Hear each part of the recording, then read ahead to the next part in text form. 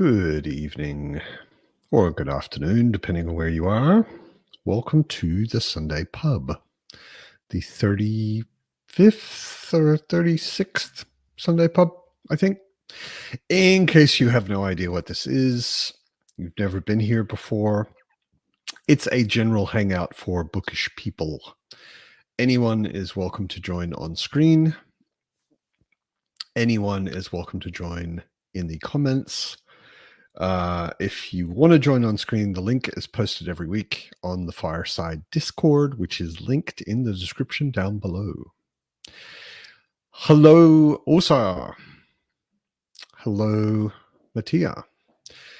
Has everybody's, it's probably a European phenomenon, but last pub, we were complaining about the temperature, the warm temperature, where it was 32 degrees in Berlin last Sunday. This Sunday, when I woke up this morning, it was 11 degrees. I'm not going to translate those into freedom units. You can do it yourself. But it went from pretty warm to quite chilly in just a week. Actually, it was in Berlin, it was like overnight. There was one day where it was 28, 30 degrees. The next day it was like 12 or 14 or something. It was a little crazy. Thornall's here. Jerome is here. The usual suspects, so to speak. Yeah, no, it went from like I have had my windows open. I have like 2-level windows. I have big windows on the bottom. It's an old building with old windows. So I have big windows on the bottom and small windows on the top. And I've had the small windows on the top open for months. I only open the small windows at the top because I have a cat and I don't want her to jump out of the second floor window. But I've had those windows open without interruption for months. I haven't even thought about closing them. And then I woke up one day and was sitting here in the morning reading, and I thought, damn, it's actually a bit chilly. I might have to shut my windows. And yeah, I had to close my windows, and they've been closed since because it's been cold every day. It's annoying. Hey, Rogue, good to see you. Oh, you're in an actual pub for a change. That's always a nice change. Actually, that's why I called this the Sunday Pub, because I used to, when I lived in Sydney, I used to have a semi-regular tradition with friends that we would go to the pub, the actual pub, on Sunday afternoons. And pubs in England and probably Ireland as well, and in Australia, often have a Sunday roast as a meal that you can get in the pub. And it's like a roast meat, like roast beef or chicken or something, and roast vegetables and whatever. It's usually a good feed and nice atmosphere because it's just people hanging out, relaxing on a Sunday evening. And I used to do that pretty regularly on Sundays, and I miss it. I really miss it. And I thought hanging out with friends on a Sunday feels like Sunday pub.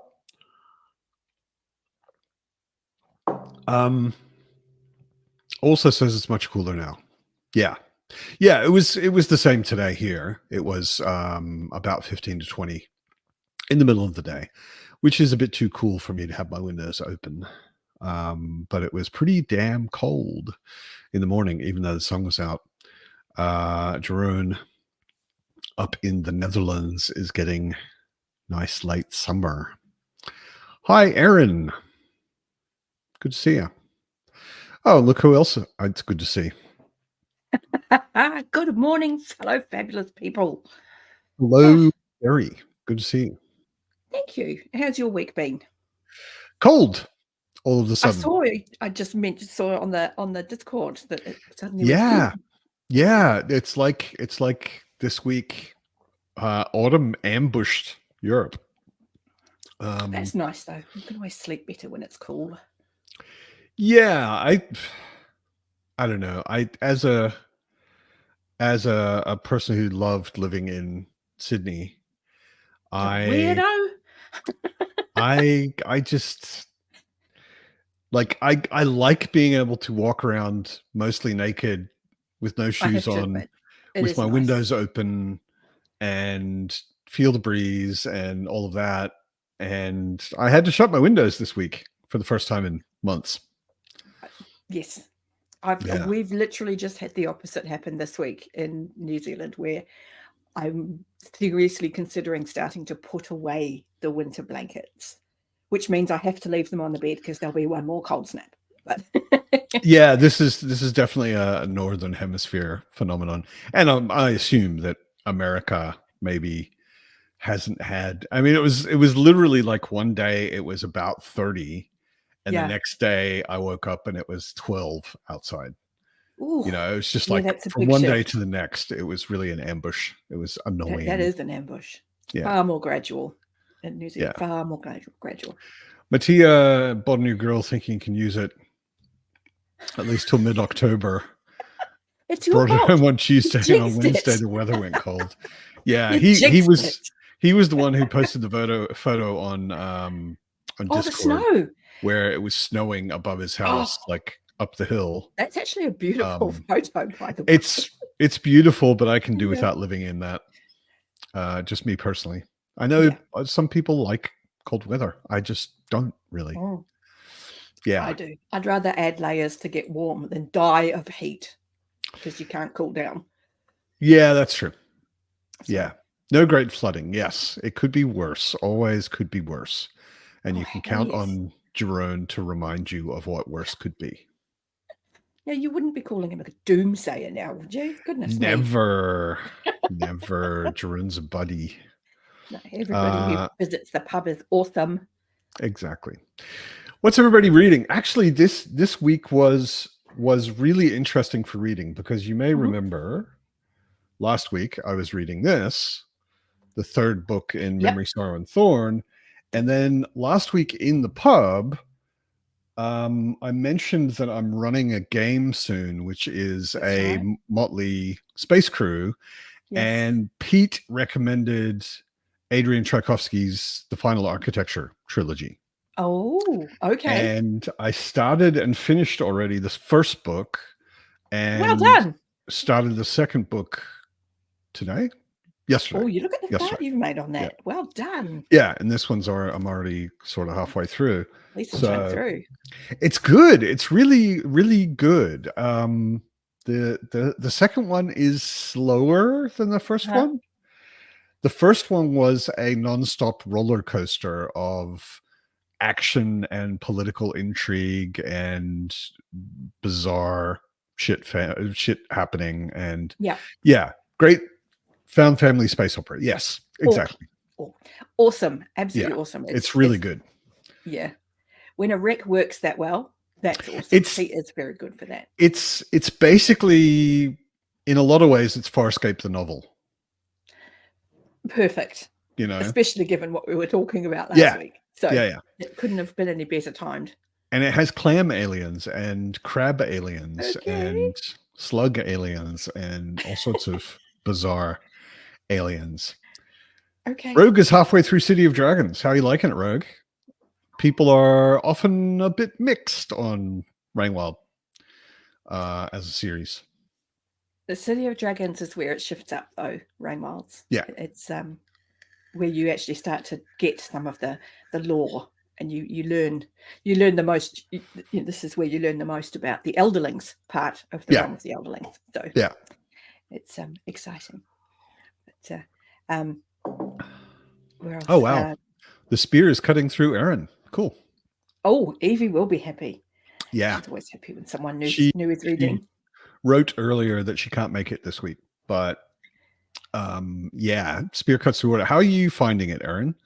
It's I mean, every book is not for everyone, but certain books are really not for everyone, and I think Spear Cuts Through Water is one of those. That Yeah, I mean, I bounced off hard, but I know that that's my brain just not being able to find an anchor point in the story to hang on to, because it just feels very ephemeral, sort of drifty. it is. And I Yeah. just can't. And Be a story I can hang on to. it's got a structure and a prose style which Mm. is like almost nothing I've ever read. Yeah. So there's very little like that you're used to. Summoned. Evie has been summoned. Someone mentioned Spear Cuts Through Water, and Evie had to Awesome. abandon her husband and come say hello. Hi, Evie. Awesome. And Rogue is enjoying Rainwilds. Yes. Yeah, yeah, which is cool. I actually quite liked it myself the first time I read it. So I've always Knowing been a what to little expect makes a difference. yeah, It really exactly. does. So, I've been always a little bit surprised by people being so down on it. Because I get it. yeah, I mean it if you especially if you're comparing it within the whole thing, Yeah. you know, it's like it is clearly to me anyway, it is clearly the if you're taking the sub series, it's the worst Yeah. of the sub series. Yeah. It's the But least strong. yeah, But exactly. it's not bad. No, Yeah, no, it's not bad by any means. It's still Robin Hobb. And I also read them in extremely disjointed fashion where like I didn't read I did read them in order, Mm-hmm. but I think between each of the sub-series, I probably had about 10 years the Okay. first time, you know, because it was like I read all of But Farseer and there wasn't this is anything why else. I tell people to take a break after Tourneyman, because it's such Yeah. a high Yeah. to go into the beginning of a new arc.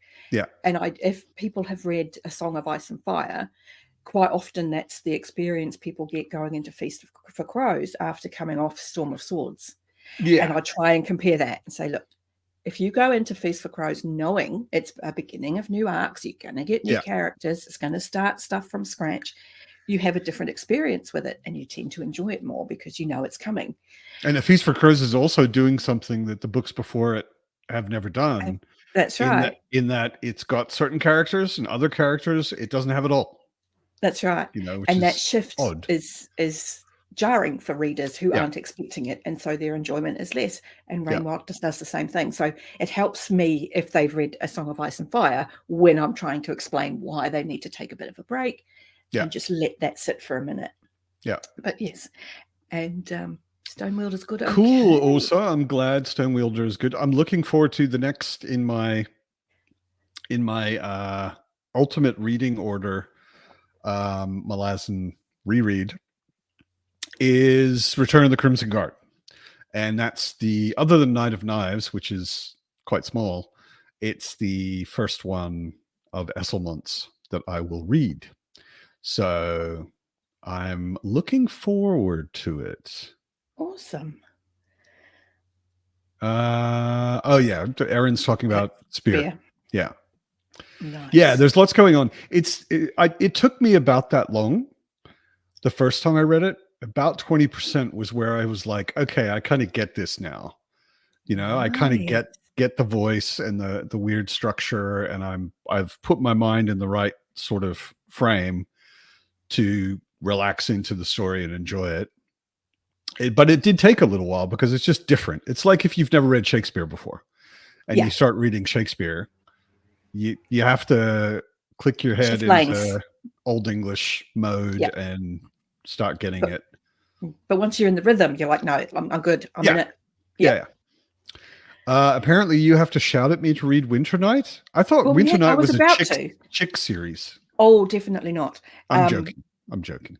I mean, it's a beautiful, beautiful, beautiful set of books. Beautiful, beautiful. I've seen the covers; they're gorgeous. Yeah. And I read the first one last year, Bear and the Nightingale, and loved it. Like properly loved it in terms of a winter, dark fairy tale feeling, northern Russian village story, just deeply winter themes. Yeah. Just deeply, deeply winter themes and fairy tales. And beautiful, absolutely beautiful. And it's a debut novel, which blew my mind. Like, how is this her first effort out the gate? It's bizarre every now and then when you read somebody's first novel and you're like, how can you write like this with having never published anything before? Yeah, it's genuinely blew my mind. Yeah. And I intended to head reasonably quickly into the second one and just didn't until this year. And I thought, I actually want to, but now it's been a year. So I Yeah. reread Bear and the Nightingale. And then this week just gone, I've read the second book, The Girl in the Tower, which follows on immediately from the first one, which I didn't expect and was wonderful. I saw the two And of you just in the last couple of days did a yeah, video about that. yep. We were going to just record, and then literally like 10 minutes before we went recording, he said, you know what, it's probably easier if we just go live. I was like, no worries. Yeah. And again, it's beautiful, and it deals with a lot of very modern themes in this very old story. It's a Right. you very much feel the history of the story in it. There's a lot of truth. In fact, in the world building, she's got a degree in Russian history, so she's listed her sources in the back for this is where the frameworks come from, this is where this information's come from. Okay. And my story is built around those events, and it's just beautiful.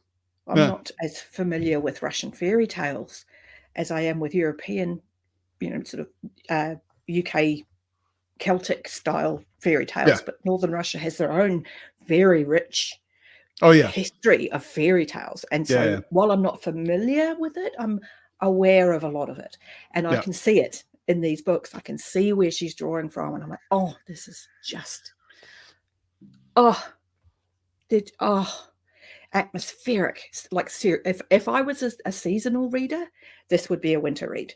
Absolutely. Yeah. No, everything I've ever heard about it. I've been to Russia 5 or 6 times, and only one time was it actually not winter. Like every time otherwise that I've been there, it was basically about fair, deep ratio winter. wise. Yeah, and it was like Russian winter redefined winter for me. Oh yes, like yes, there's a reason being that's the in killer. minus 45 degrees in Vladivostok, where if you pee outside, it does literally freeze. Yep. And it's really like I've never been I've been in heat, but I've been in heat before, I thought, where like this could kill me. But I'd never been in cold before, where I was really aware, just walking around in a city, in a civilization, that if I stopped and sat down for too long, I might not get up. It's really winter there is serious. That's right. And so to read these stories where they have this anthropomorphized embodiment of winter as an entity works, because of course you're going to in any human culture before the rise of Christianity, which is a massive theme in the trilogy, right, is you're going to find a culture where death is embodied by winter. Because it kills people. That's when they're going to have experienced the most of their deaths. Cold related. So and starving and all of the things to do with and that's part of the books. You get very much the sense of, we're having a lot of cabbage soup because nothing is fucking growing right now. It's cold. We dug a hole in the ground where we can store cabbages and potatoes, and there's nothing else. And the panic to get everything outgrown in the few moments of sun that we've got. And that really comes across. So it's really immersive, this trilogy. It's just exceptional. Cool. It sounds good. I mean, Evie's been dancing up and down about it for a while. I'm well aware of it. But when you're on your own, jumping up and down, you can feel like, somebody else read it and back me up here. Yes. And so I mean, she did a very good job with the spear. Like, I now own 4 copies of the spear. Nice. I mean, 2 of which she sent me. I have read it twice. She needs someone to back her up here. I've read it twice in a year. Loved it both times. So she's done a very good job of turning people on. Absolutely. I doubt I would have run into it otherwise. It's like, I actually think that's the case for most people. I think that as a cheerleader for a book, there's nobody better. I mean, let's face it. I think the only person who could have done better is John over at Talking Story, because that man can sell a book. At Boy's Life, I heard him. He was, I forget who he was talking to, but he was on somebody's channel, or someone was on his channel. Jimmy's, and the sales pitch he did for that's right. is crazy. And he talked about Boy's Life, and before he took a breath, I ordered it. Yeah. Like he wasn't done yet, and I was like, "Damn, this sounds good."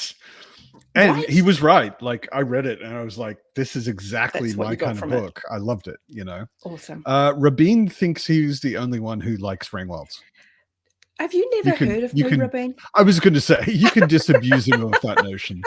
Also, Evie says, and this kind of Yeah. surprises me, loves Ringwalds Yeah. more than 20 Men and maybe even more than Lifeship. Okay, Some of the characters that in is a Rain hot take. Wilds are among her finest. Yeah.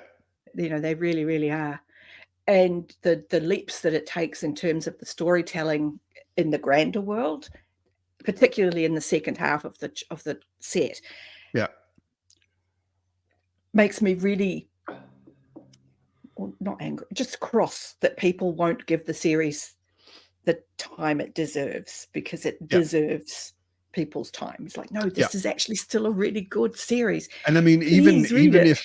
even if most people agree that it's the worst Realm of the Elderlings subseries, It's a like hob series. being part It's of the Realm of the still Elderlings means it's already head and above a lot of shoulders. things. Yeah. It's just the lowest of those, you know. It's yeah. No, I have very good memories of it. I've said it before, my memory's not great. So that's actually next on my list. As I'm slowly working through rereading all of them. And I haven't read the final trilogy ever. No, that's right. I'm very much looking forward to that. I'm going through Rainwilds soonish. Yep. And then I'll get to the end. Yeah. Yes, I've got a little clump of people actually just working at the end of Tawny Man, and that's been quite a delight, especially to find that Kyle is he's about a third of the way through last time I had a chat, and I'm enjoying his thoughts. He's enjoyed it far more than I thought he would, that first half of Right. Phil's Fate, because that can drag for some people. They're like, this is supposed to be this epic conclusion. Where is this epic conclusion coming? Yeah. He's gets there. Taking it far better than a lot of readers. He's like, no, I mean, there were. I always come back to 20 Man in my head, because there are a lot of things I've read where I've had to go to 20 Man as a comparison, and then figure out why I had no problem with 250 pages of two people sitting around talking in 20 Man, and in other books I say they're too talky, like Jade's War, right. the second Greenbone saga. Like the first Greenbone saga was sort of adventure and action and a bit of politics, and it was very engaging. And the second one, I just had the feeling that it was just people talking all the time. And the difference is they were talking about stuff I didn't care about. Yeah. You know, like I care deeply about Fitz and the Fool, and Fitz and the Fool talking for 1,000 pages, I'm there. No problem. Oh, yeah, it's very emotive when they're talking. They're not, because even when they're talking rubbish to each other, because they're lying to each other, it still carries so much meaning, because you know the heart of what they're doing. Well, and by 20 Man, there's also so much history between them. That's right. That you're getting that emotional depth. There's a lot of what depth. they're lying about, and why they're lying about it, and what they're hiding, and what the other one knows that they're hiding, and it becomes this really. It's a deeply emotional connection that Robert Hobbs managed to form with you, and that's the richness in her writing, really. So, and now I always, like, I've run into that in a couple of books where I'm like, this is really talky, and then I have to correct myself. Actually, Kyle corrected me, because when I was reading Jade War, I was like, this book is bad because it's so talky, and he was like, you loved 20 Man, didn't you? And I was like, yeah, you're right. Valid point. Okay, so it's not the talking, it's something else. That's right. It's that connection, and you want to know about it, and you're invested. But DK makes a good point about Rainwilds. The teen romance stuff would have made it much better. I agree, it would have, and that comes back to the publishers' interference in when they were published at the absolute height of YA. The publishers wanted one book to be split into two, and so the padding, I think most of the padding that was added to flesh out two books instead of just one, was a lot of the teenage kind of romantic agency stuff, which I push back against because it's more about agency than romance. Yeah. That particular little thread line. But no, it would have flowed better. Yeah. Rain Wilds. I'm not going to say it was an unnecessary plot line, because I actually think it says a lot to young readers that you not choosing can also be a choice. And so Evie that's one of says, the I things I love stopped at a about Rain Wilds. weird place. Does she mean after 20 Men? I mean, I haven't stopped. No, I think she might mean what were you 20% through? Something.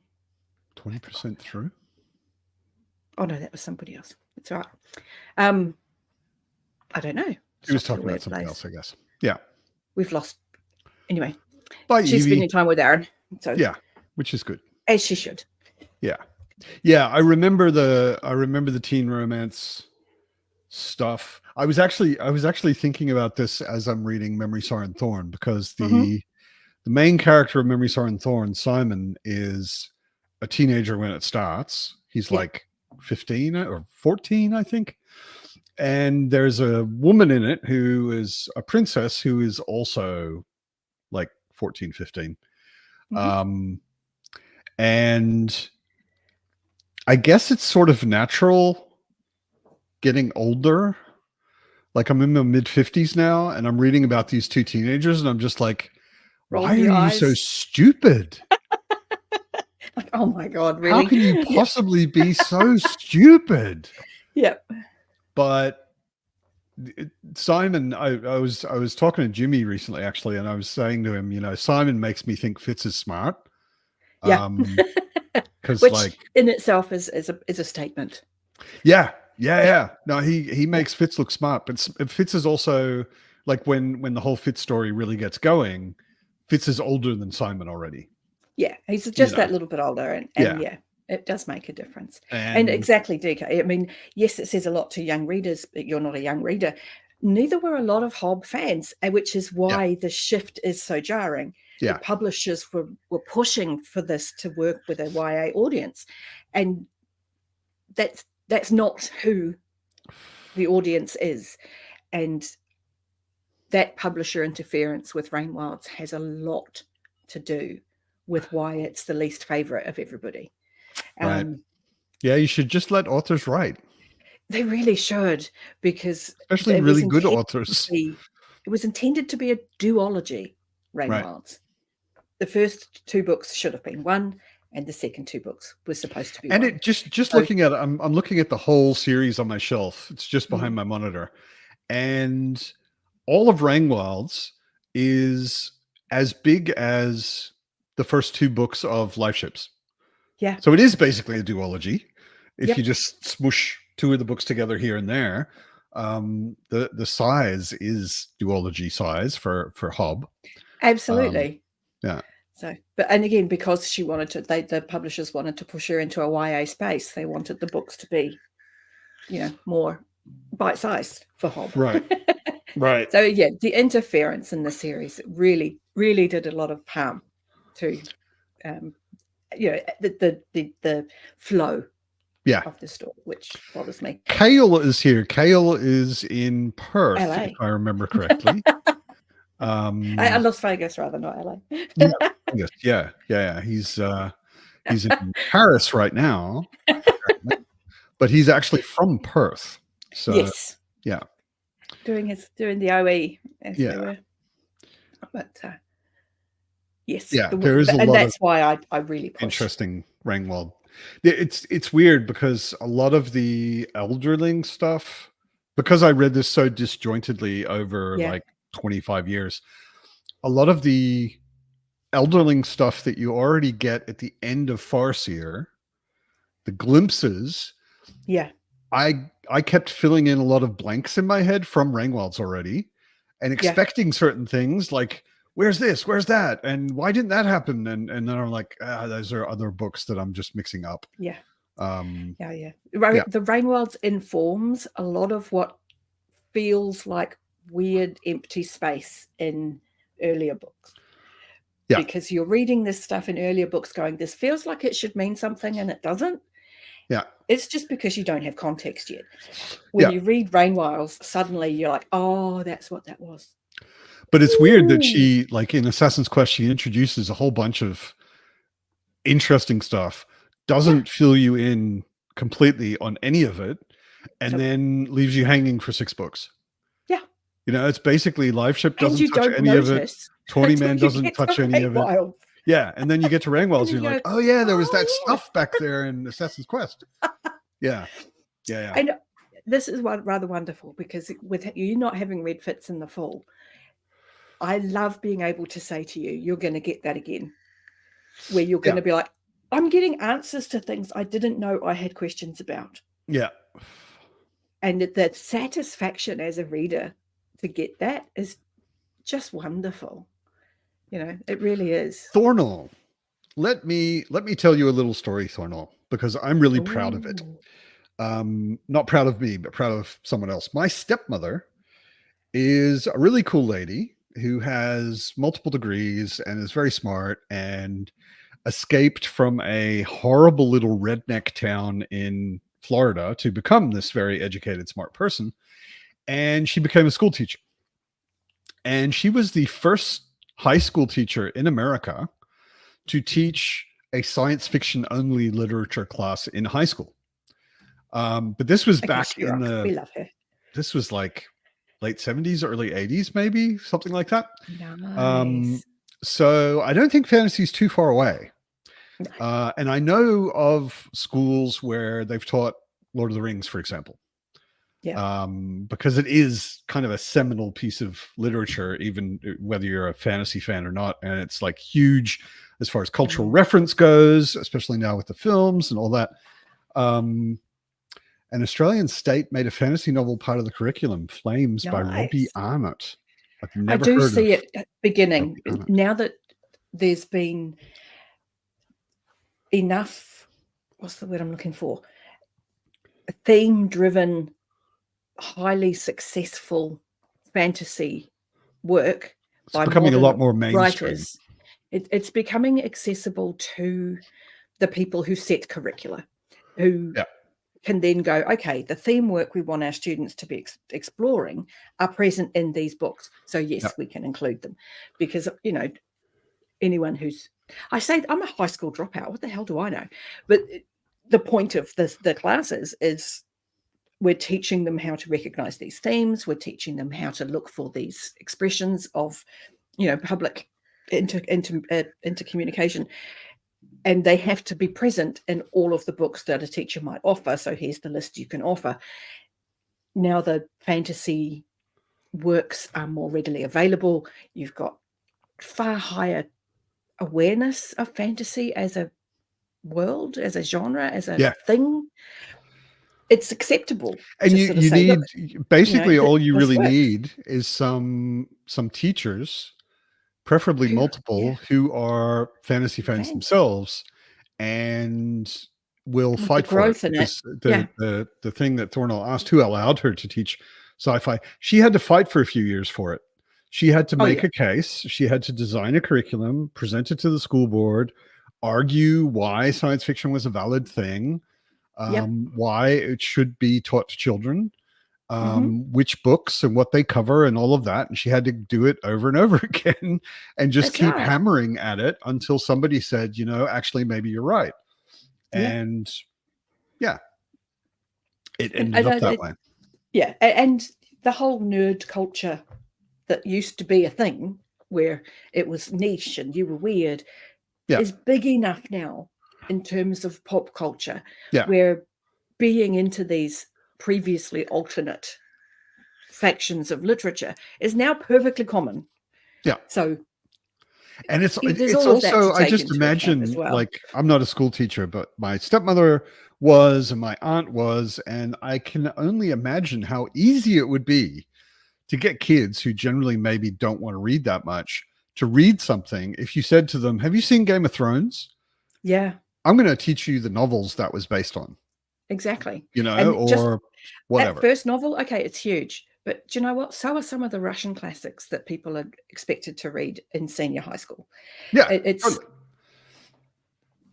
and it has all of the elements that you're looking for. Yeah, I It mean, has a lot probably of if you're teaching in modern, school, you want a standalone, not a but Game of Thrones unfinished can work as a massive standalone. series. It, but it talks, it does a lot of very modern things in terms of storytelling, in terms of an unreliable narrator, shifting points of view. So you're getting all of the differences in perspective. All of those things are valid in a modern English curriculum where they're being Totally. taught how to experience media and to look for unreliable narration and to look Yeah. for the juxtaposition of storytelling, to find where the things are the same, where things are different, where Yeah. perspective alters. So it works. So, there's that. Yeah, no, I think there's tons of fantasy that could very easily be taught in high schools and be just as valuable as any of the stuff they do teach you. I mean, I was lucky because I ended up in advanced placement classes So where you had a greater range there anyway too. they always, like, we had to read certain things, and so we basically, it was actually one of the best classes I ever had in high school. It was called American Civ, and Yeah. it was a much bigger class. It was Uh-huh. twice the size, but it had 2 teachers, and we went through time periods. Nice. So we were doing history, government, literature, art, all of it at the same time.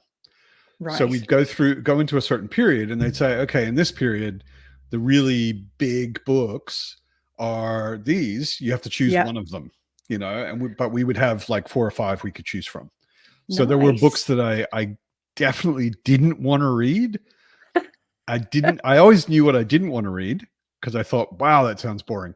But there were other ones that I just tried, and sort of, like, one of my favorite American novels was an accident that I actually read it, because it was like all of the other books I didn't want to read. Right. And then I read Faulkner's Sound and the Fury. Oh, And okay. I was like, wow, oh my Wow. God, this is really, really cool. He's doing some Yeah. super interesting things with language and perspectives, and, like, how much you understand based on the character you're observing it through, and that kind of thing. Really, really interesting stuff. Yeah. Look at this. Look at this. It's the prettiest girl in the world. Yeah, she's Hey, trying to sit on my stuff on my desk, acting Hey, like pretty she's not girl. really here. But she's She's so really pretty. here, right in the middle of everything. Yeah, that's all right. You go sit over there. There you go. But yeah, I mean, as a community, we're blessed. We've got Philip and we've got AP, both of whom have taught, at a very high level, fantasy and science fiction and genre fiction. So clearly, there are aspects to the genre that have depth and meaning, that are worthy of They're college worthwhile, courses. yeah. So of course that they have value to that very slightly younger age bracket of students who are often finding this genre for themselves then. Yeah. And I mean, how many of us were forced to read books in high school that just are so painful? Yeah. That you would never read, that you'll never read again, that you've got no interest in, because you've got a very limited number of books to choose from. And they've been taught so many times, and you're just like, okay, yeah, we all know this. This is so boring. Something fresh, something with new views on things. I just think it's something that should be shifted up a bit more. The great thing about my high school, or one of my high schools I went to, they had a library that had a really good selection of science fiction. Not so much fantasy, but some. And I read, while I was in high school, I read everything H.G. Wells ever wrote, because it was in my school library. I read the Chronicles of Thomas Covenant the Unbeliever, because it was in my school's library. That's wonderful. There were a lot of interesting things in my school library, and I just went and found them. Nice. But it would also be nice to have like some accompaniment and having someone say, hey, here's a really good fantasy novel, and Yeah. teaching you how to understand it and think about it. Oh, hell yeah. Absolutely. I mean, I was blessed. High school was the only school I went to where I stayed longer than sort of a year. Right. And the library was my haven. I had it's an unpleasant backstory, but I was at school very early every day because it was nicer to be there than at home.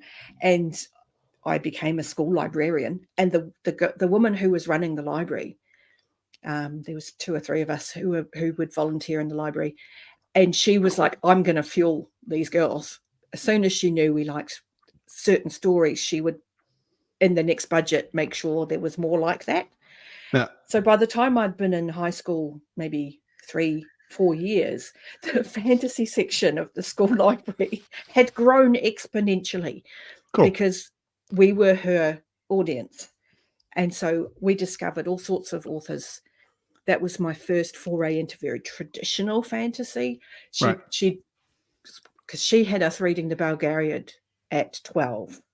All right. And so we all raced through the Bulgarian. We were like, oh, this is wonderful. So from there, she brought in all sorts of things. I remember getting in the new hardcover copies of Catherine Kurtz's first Derenai trilogy and loving those. And she had a whole heap of Michael Moorcock, and she had I'm just trying to think what else she had. There was a big shelf. Which one was that? That was, I can see the name, Andre Norton. We had a whole heap of Andre Norton, and it was just wonderful, absolutely wonderful. It never occurred to me to do that. Oh, it never occurred to me myself, but when Josh said it, I totally agreed with him, because I read the Bulgarian also back in high school. I read it twice, and it was great. I don't think I'd probably be as in love with it these days if I read it again, but it was very cool. It's not terrible. Then. No, I mean, it's competently it's not written. so much not held up as it seems very. It lacks depth. In the way exactly. That we expect fantasy but Josh said in one of his videos at some point, he was like, if someone, especially someone younger who had never read fantasy before, asked me for a starter recommendation, I'd give him the Bulgarian. Yeah, it is because absolutely fantasy 101. It covers all the tropes. Like all of every single trope. There's an old wizard. There's a magic sword. And they're done well. Chosen one. It's a good story. And characters are very stereotypical. Yeah, they're all really good. And if you've read the Bulgarian, nothing after that can surprise you in fantasy in terms of this is what the trope is. And once you've read the Bulgarian, you now understand if you read something that's subverting a trope or is criticizing a trope, because you've read the trope. You're like, okay, no, I know what it's doing. Okay.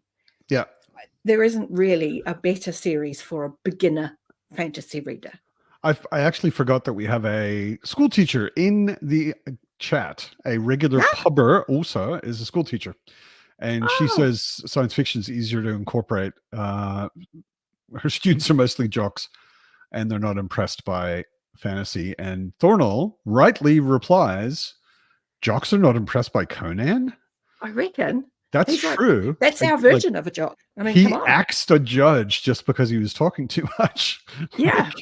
That's every. Although I get it. Over science fiction testosterone is so much more theme and idea driven. Yeah. That that makes more transparently theme and idea driven. Easier. Yeah. Yeah. More obviously theme and DK.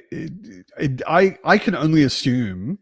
Yeah. There is an older man, younger woman rape scene quite at the beginning of the Thomas Covenant series. It's kind of famous for it these days, which is unfortunate, because that's the only thing a lot of people know about it, which is kind of sad, because it's 6 very, very good books that are also very important in the history of fantasy, because it was a point where epic fantasy took a real interesting turn. Yes. And it was the first turn of that kind. I think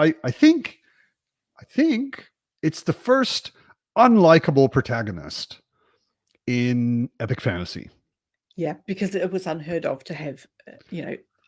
anybody that wasn't fabulous be your main Thomas character. Thomas Covenant is a really hard guy to get along with, Mm. and he's a really hard guy to follow as a reader, because he does do horrible things, and there Yeah, are contextual reasons which don't forgive it, but do kind of explain where he was coming from, at least. yeah.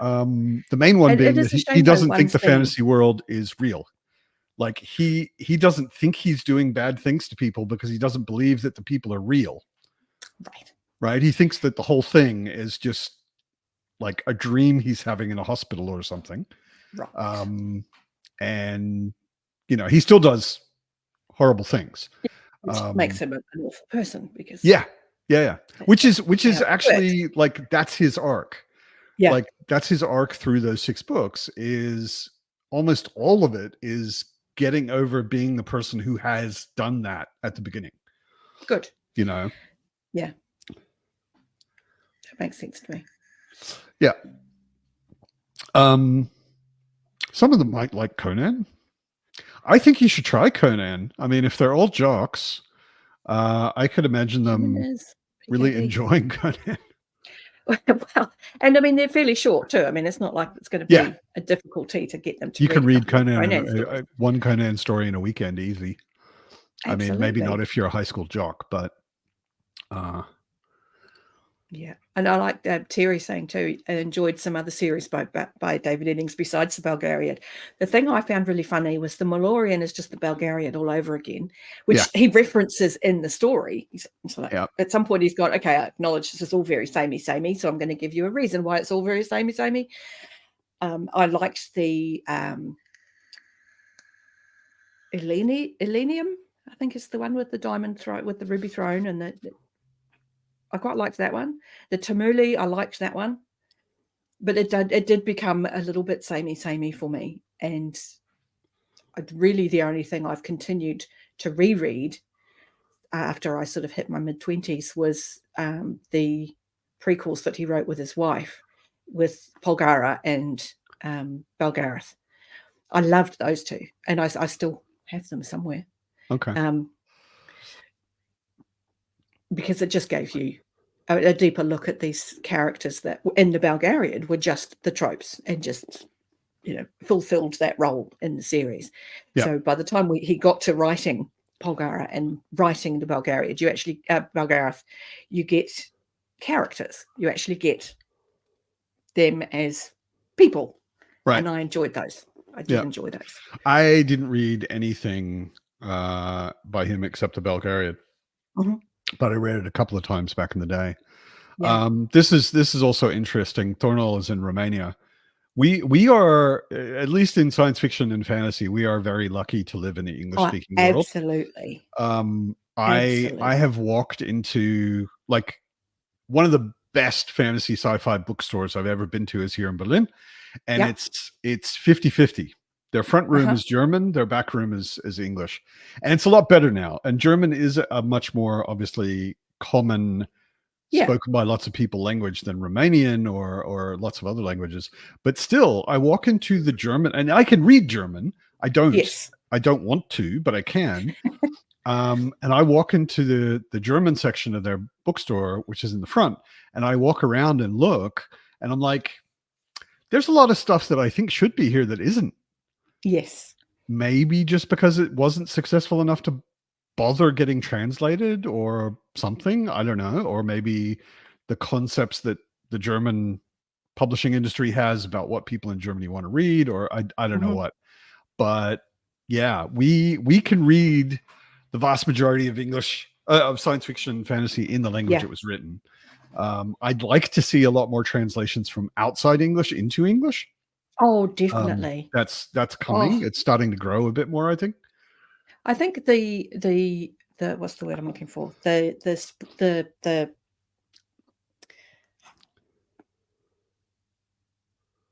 interconnectedness of the world now, thanks to the internet, has made that more necessary than ever, because it's just brought into focus that we need to be able to understand each other.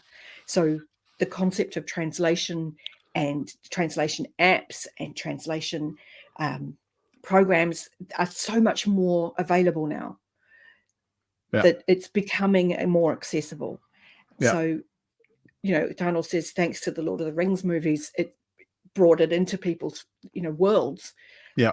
Now that we're starting to see more works being translated, again, that just opens the door that little bit wider. And it's one of the things that I like about technology being the way it is. It's like, no, we are getting better communication between people because we can translate stuff more. Although I think mostly what's happening is this.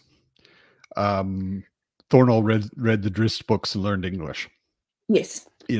I've run into a lot more, like, we're also very lucky as English speakers that we can be a lot lazier than most of the world. Oh, hell yes. Like, especially avid readers, like most.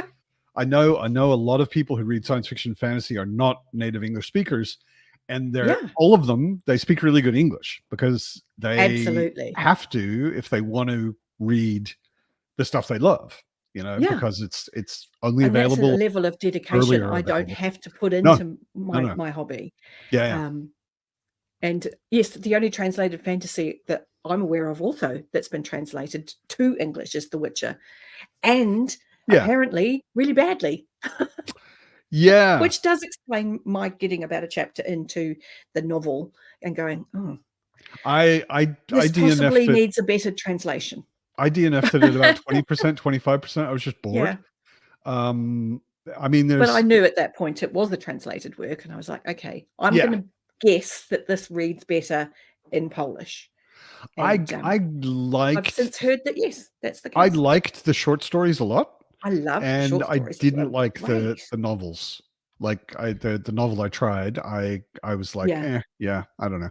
There's also, I mean, the one that jumps to my mind in a big way because it's been so successful is the 3 Body Problem trilogy. Oh yes, that's right, translated from Chinese recently. Yes. That was actually, I was already thinking ahead in my head. That was the one where I read like 5 chapters of it and was like, wow, this is boring, and just DNF'd it. I was just so bored. The characters were so two-dimensional, and it feels, or it felt a lot like older, like 60s 70s science fiction to me, where it's all about the ideas and not about the people at all, and the people are just figures to move around to illustrate the ideas. And I used to read a lot of that until I read things like Hyperion that actually have characters, and then I was like, oh, science fiction can have characters and ideas. That's cool. So that is cool. Yeah. And that's, I think, the reason why some of the older science fiction authors have stood the test of time, because their idea-driven science fiction also has good characters. And so modern readers are still happy to read them. That's actually really funny, Arthur, because I flew through that series when I was about 13, and I've never revisited it. Because I'm not looking back now, I'm like, oh my God, what was I reading that tripe for? Thornall was reading The Vampire Lestat. Anne Rice was available in my school library. Should it have been? I don't know. Maybe not. Possibly not. It's kind of slightly hard soft porn dressed up in vampire drag. Yeah, and so, who's to say? I mean, she certainly branched off into some fairly hard, sexy times. Okay. Is she like, I have not kept track of her career. I never read Vampire Lestat or any of her. Some of her work is colourful. Okay. She should have stayed in her lane. Other people can do it better. Right. So, okay. Because some of her more older rated novels, it's like, okay, apparently a good spicy writer could have done some really cool things with that. Right. This is not an aging vampire writer. Yeah. Apparently, the Forgotten Realms novels were already translated into Danish in the 90s. That's cool. Which is cool. But Denmark I spent a lot of time in Denmark. I lived there for a while, and I was impressed with how connected to the world, and especially how good at English. Like, big difference, huge difference. Germany, Yeah. the standard is they synchronize movies, right? They dub them. So when you Right. go to the cinema, all the movies you see are in German. Right. They're dubbed. And it's a special thing if there's an English originals cinema. Oh, okay. Like, every city has one because people want to see the English original and their English Mhm. is good enough, but it's kind of a special thing. In Right. Denmark, if a movie was made in America, it shows in Denmark in English. Right. They don't dub it. Therefore, everybody in Denmark speaks really good English, and everybody in Germany speaks all right English. Yeah, Okay, that's actually quite funny. yeah. So, So I liked living in Denmark because you could just go to the cinema. You didn't have to yes. search for a special cinema that was only showing 2 English films and whatever. Three Body Yes. Problem did feel like very old sci-fi and was slow to get going. Yes, it was. Yeah. I know there are a lot of people who really love it, Yeah. and I don't understand that yet. But It's I okay. You don't assume have it to be part gets of the club. no. I just assume that it gets a lot better than Yeah. the bit I read, because the bit I read, I was just like, wow, I'm really, I have to force myself to keep turning the Yeah. page. That's Yeah, that's why I'm loving this so much. Like, the first book awesome. of this, there were it's been a little while, not that long, but a little while since I read a book where I was like, I will sacrifice sleeping for this. I Oh, I love when will that happens. occasionally forget to eat because of this. I will Yeah. be surprised at what I time did it that is. with Girl in the Tower this week. I Right. missed dinner completely. I Yeah. am not a tiny person. I am Right. closer to spherical than not. I like dinner. And so Yeah. for me to forget to have dinner is noteworthy. Yeah. I forgot to have dinner with Yep. The Girl in the Tower. I do want to say, yes, Carnal, that is the Anne Rice books I was thinking of.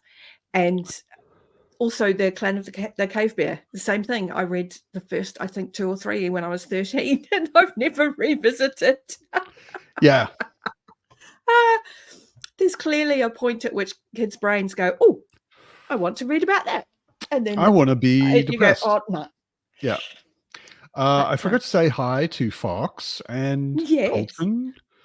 I think Colton's actually been here a bit longer, but We were and speaking busy. of people turning up, Ito just turned up. How are my Lovely. toes? My toes are actually a lot better.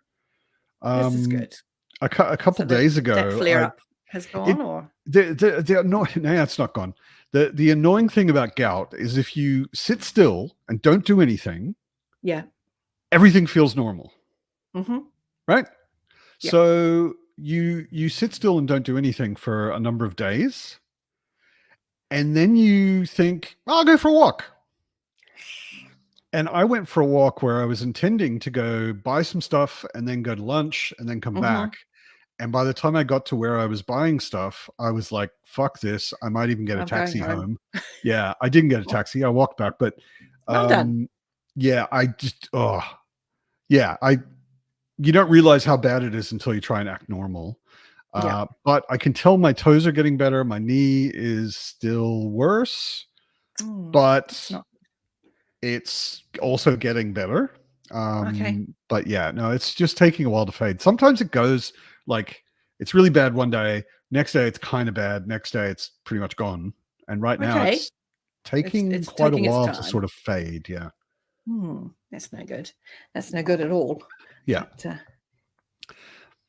yeah, see, that's the difference between you and me, Terry. I was also watching somebody else's video recently. I think it was Nerdy Kathy had a Why I Don't DNF. Yes, I watched that recently. Broke my heart. And she was like, I don't DNF because I want to know how it ends.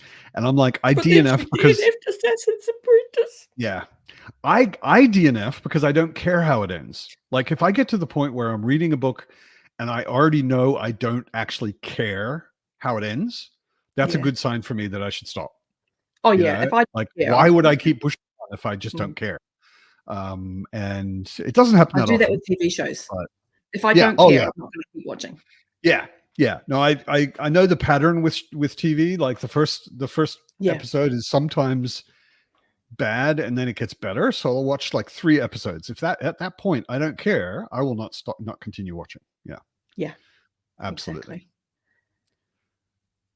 What is the Clan of the Cave Bear? No, you don't want to read it. You don't. Thornell. That's right. It's being explained to Thanol in the chat, Yeah. and this is all accurate.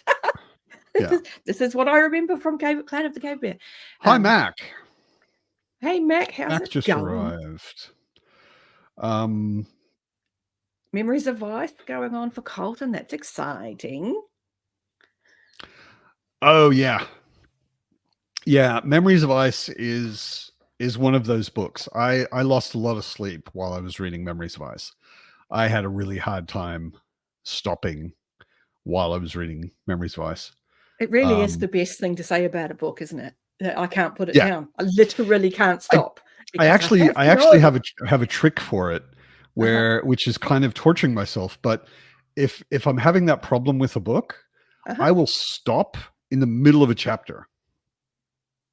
Okay. Because the middle of a chapter is never set up as a cliffhanger. No, that's right. Right. And if I get to the end of a chapter, it's set up for me to want to know what happens after that. Yes, whereas if I'm in the middle of a chapter, I'm just interrupting something that's happening. You're just interrupting the story. So I like, if I find myself, okay, just one more chapter, I'll like read up to the middle of the chapter, consciously put the book down and go to bed. I've been a reader long enough that, it was only when I met BookTube that I realized it was a thing. I've never read to the end of a chapter, and that was my stopping point. I've never paid attention to the chapter points ever in my life. So I'm reading Soulless at the moment by Gail Carriger, which does have chapters, but here's my bookmark. Okay. And there is not a chapter break in the page I have stopped at. Okay. Because the cat came in and I was like, well, there's no point in reading any further, because the cat interruption was enough for me to see the clock and go, oh, okay, I need to be doing something else. Finish the sentence, bookmark in. Yeah. Put down. And I've always been able to do that. And I used to be able, when I was working, for a mass market paperback, I can read about a page a minute. It's roughly what it averages to. So if I had a half an hour lunch break, I could go, okay, 25 pages makes it that from there. So I'll put my bookmark in there. And when I hit my bookmark, I stop, because my lunch break's over. Okay. And so I've never had a problem with starting and stopping mid-chapter, mid-paragraph sometimes. You just say, okay, time's up, I've got to stop. Okay. But if I don't have a reason to stop, and sleep is not a good enough reason, I will just keep going until my eyes refuse to stay open any longer. And then the book falling on your face is enough to make you go, oh, okay, just put the book down. I very consciously don't read in bed, because it used to always annoy me that I would fall asleep. Yeah, it's been a long time since I've done it. Wouldn't really remember like the last few sentences I read, and I'd be nodding off and whatever. I'm like, there's reading time, and that's not in bed, and then there's bedtime, and that's sleeping. Yeah. So yeah. Okay, so Thornell, if you want a plot that is basically sex, then Clan of the Cave Bear. Although I did learn how to bleach leather from Clan of the Cave Bear. Also, apparently, lots of periods, childbirth, sexual assault. Yeah. Yeah. Excellent. That justifies me in having never read it. I always thought not really something I'm interested in. Alicia, I forgot to say hi to you. I saw you arrive a while ago, but I forgot to say hi. You're reading Lion's Pride by P.L. Stewart. I haven't read. I've got P.L.'s first book. P.L. is a lovely man, isn't he? That's what I wanted to say. P.L. is the nicest man on BookTube. When I met Philip, I thought that he's the nicest man on BookTube, and then I met P.L. and he's even nicer than Philip. He's just the giant teddy bear. He's lovely. He is. He's such a sweet guy. Yeah. Oh, and yes, Ryan, sorry, I did see you arrive earlier. I was going to mention you. Yes. But yes, I just have to let the cat in. One moment. Also, sorry for not greeting you, Ryan. Hello, good to see you. Hello, darling. I like your avatar. Little three-headed dragon action happening Oh, there, you're soaking wet. and that's the good one. You heard about the heraldry screw up that they so Hey, say they hello. it's a really strange thing to me. One of my hello. Okay, go on. It's a really strange thing to me because one of my sort of nerdy side hobbies is heraldry. And so in shows like Game of Thrones and Oh, he's House of the soaking wet. Dragon, I am always into what they're doing with the heraldry. And I thought the two-legged, four-legged dragon heraldry screw up was hilarious. Well, I didn't see a problem with that because I've looked at the three-headed dragon and gone, well, I can just assume there's maybe more than one dragon body in that piece of heraldry. Yeah, but then there should be 6 legs or 2 legs. Yeah. But also, heraldry is not exactly on the nose, is it? I mean, heraldry historically, like there wasn't really much of a standard. No, it takes liberties. Yeah, like for the highest nobility, yeah, the heralds would record everything. And that's right. Whenever a new banner was made or a new shield was painted, they'd refer to the official record of the herald and all of that sort of stuff. But like when you get out into the countryside and people are just sort of making up their own coats of arms and it's actually mentioned in Men at Arms in Discworld, and it's pointed out the absurdity. Yeah, and the quite deliberate puns that were put in. Yeah, I mean there was surprising amount of sarcasm and public commentary happening within heraldic banners. Yeah. But it's such a pretentious way of doing it that it's just such very, this is knobs taking shots at each other. That especially when they started quartering things. Yeah. That was the death of heraldry as far as I'm concerned. Yeah, because like, it became too confusing. If you get beyond quartering, in the know. Yeah. Like for anybody who doesn't know heraldry, the idea of quartering is somebody relatively important marries into the family of somebody relatively important. And instead of neither prepared to give up their arms. Instead of like her taking his arms or whatever, they quarter it. So they take her arms and his arms and they cut them in 4. Yeah. And 2 corners are his and 2 corners are hers. The problem is their children then marry someone. Yeah. And now they quarter it. We'll take half of that one and then we start getting truly complicated. And it's kind of also why you don't see heraldry beyond that, because we've reached ridiculous already. We can't go any further. One of the heraldry books I have has an example. I forget whose arms it is, but it's an example of, it might actually be the example of the most quartered arms, and it's a shield like this. Yeah. And it's got 24 by 24 divisions in it. Okay, that's just silly. Because you can't even see. It feels more like a map than it does heraldry. Yeah. Like it doesn't function as heraldry at all. Yeah. Have I started reading BPRD? No, sorry, Thornell, I haven't. I will. I've been very focused on this Adrian Tchaikovsky series, Final Architecture. Hi, Claudia, I think that is. Yeah. Getting a book series that just kind of goes, oh, you want to read me? Yeah. Read me. I'm exciting. Yeah. Love when that happens. The second one is, and I'm sure I'm getting up on halfway through. Mm-hmm. It's slower. Yeah.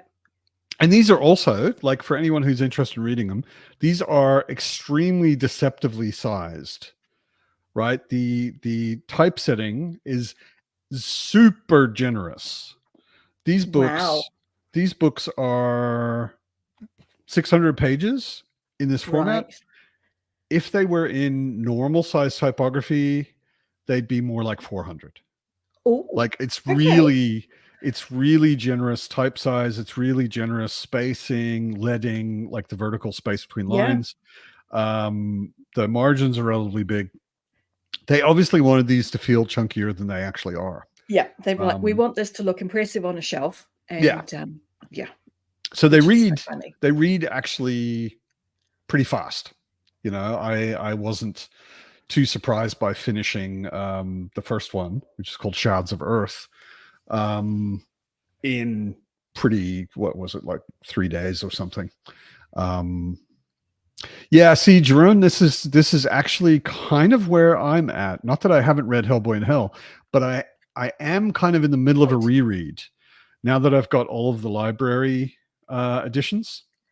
Nice. I'm sort of halfway through rereading Hellboy, and I want to get all the way through the main Hellboy before I start getting deep into the BPRD stuff. So, yeah.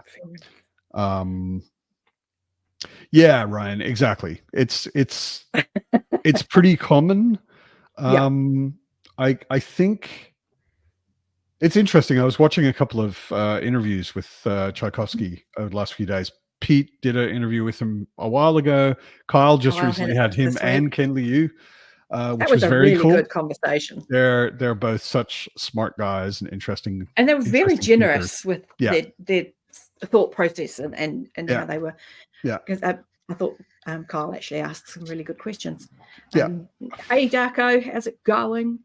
I like what's being said here about Children of Time by Tchaikovsky, that Yeah. I want to be a spider. In one of the interviews, Tchaikovsky said that because he actually likes insects quite a lot. Yeah. And he said he's gotten a lot of people writing back to him, and they've decided to never kill spiders again. Yes. From reading his books. And I mean, Kyle was saying his wife, who's not a fan of spiders at all, now it doesn't ask him to kill them for her. But could you take it outside? Yeah, exactly. Rather than put it out. Which I think is I'm a fan of spiders. I like spiders. I think they're cool. BPRD also is the Bureau for Paranormal Research and Defense. Yeah. I recently got the Omnibus, which is the first of many, and it's sort of it ties into Hellboy. Hellboy is a member of the BPRD, but at some point in the Hellboy story, Hellboy leaves the BPRD. Spoilers. And then there's a series of the BPRD, Abe Sapien and the rest. Yep. Going off without Hellboy doing BPRD things. And that's what the BPRD is. So like the X-Files, but cooler. Exactly. Nice title. Like the X-Files, but some of the people in the actual organization are X-Files themselves. Yes. Yes, I want to read Children of Time, Colton. I've read most of it. I had to give it back to the library. I've got to wait for it to come back round now. Yeah. I definitely want to read it. It's just I am about to, in 2 weeks, start running a campaign of the role-playing game Scum and Villainy, which is basically a motley space crew kind of role-playing game. Yeah. Everybody in the game plays part of a crew of a ship. And Pete, last week in the pub, recommended the final architecture. Yeah. And it so fits with what I'm going to be running. It's perfect inspiration. So, yes, Bureau of Paranormal Research and Defense. Yes, exactly. Nice. Yeah. And Terry's enjoying the Shadows of the Apt, which was the Tchaikovsky's first series. Yeah, exactly. I keep hearing, because they did a read along of that a couple of years ago on Alan's channel. Yeah. And the people who read it through that, actually, the ones who continued were like, yeah, this is great. Yeah. I've heard very, very good things about it. I will probably get to it. Darko, yes, of course, you can read BPRD without ever having read Hellboy.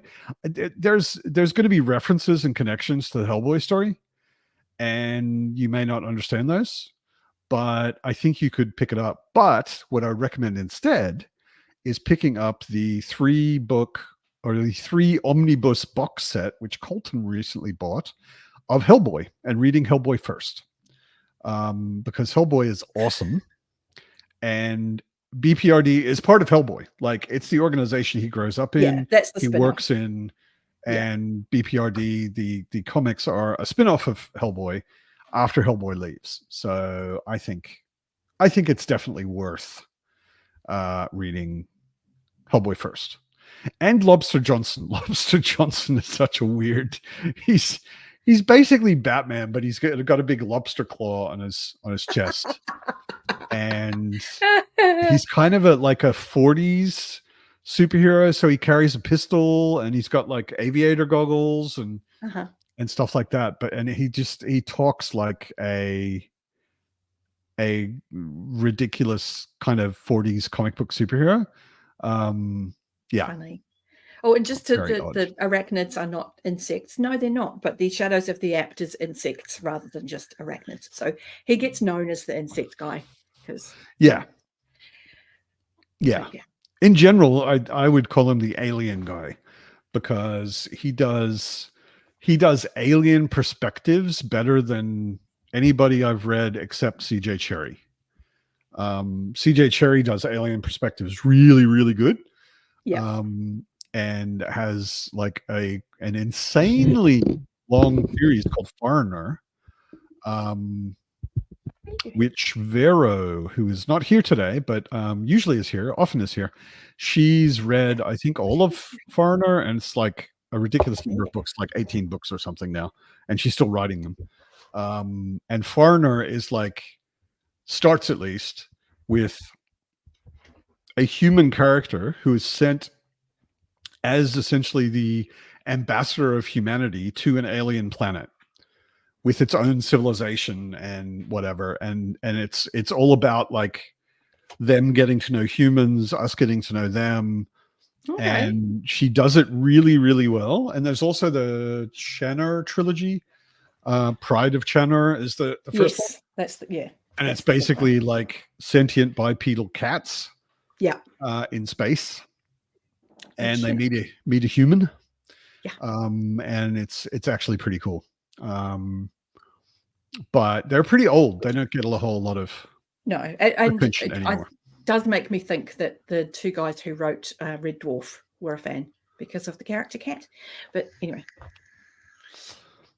Yeah, I never watched much Red Dwarf, but I've been watching Farscape. I read the book. The book is funny. Okay, I've been watching Farscape lately, and I want to go back and watch Blake 7. Yes, you were saying. Which is very old. Yes. I think it started showing our age with that one. Yeah, it started showing on television in 1979, I think. Yes. And ran up and through the 80s. And the only way, in Germany anyway, the only way I think I can watch it is if I buy a box set of DVDs. Yeah. Yeah. Unfortunately. But that's okay. That's okay. One day. Yeah. One day. Yeah, Thornall, the Mignolaverse, which is what they call Hellboy and BPRD and all of that, because Mike Mignola is the artist and writer, the creator. Although actually he doesn't write or draw a lot of the stuff in BPRD. He did all of Hellboy, but he's opened it up for other artists to use his universe, so to speak. There isn't anything like the Mignolaverse, as far as I know. I certainly haven't seen anything. If you find it, let me know, Thornall, because Mignola's awesome. Yeah.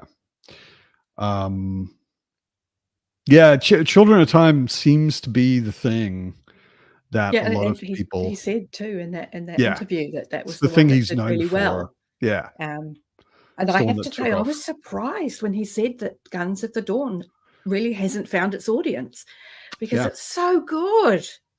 I actually, it's funny. I was so into the first book of the Final Architecture. Yeah. And I was flying through it, and I noticed too late that I was flying through it. So I ordered the second and third books. Yeah. And then I had a gap. I finished the first one, and the second one wasn't going to arrive until the next day. So I was like, I've already got Guns of the Dawn. Oh, may as well start it. And I only got 2 chapters in before my delivery actually arrived. But it's an interesting start. We'll Yes, see. it's Jane Austen meets Indiana Jones meets all along the Western Front. It's an interesting mash, but it works, and I loved it. Yeah. I thought it was such a great story. I loved that Tchaikovsky said that one of his good friends thought of a subtitle for it, but Oh after it was yes, published, I Pride and did Extreme extreme Prejudice. prejudice. Because it's like, yeah, that works, and it would have been an absolutely brilliant title. Yeah. Because it does have those elements to it. It's so good. Yeah.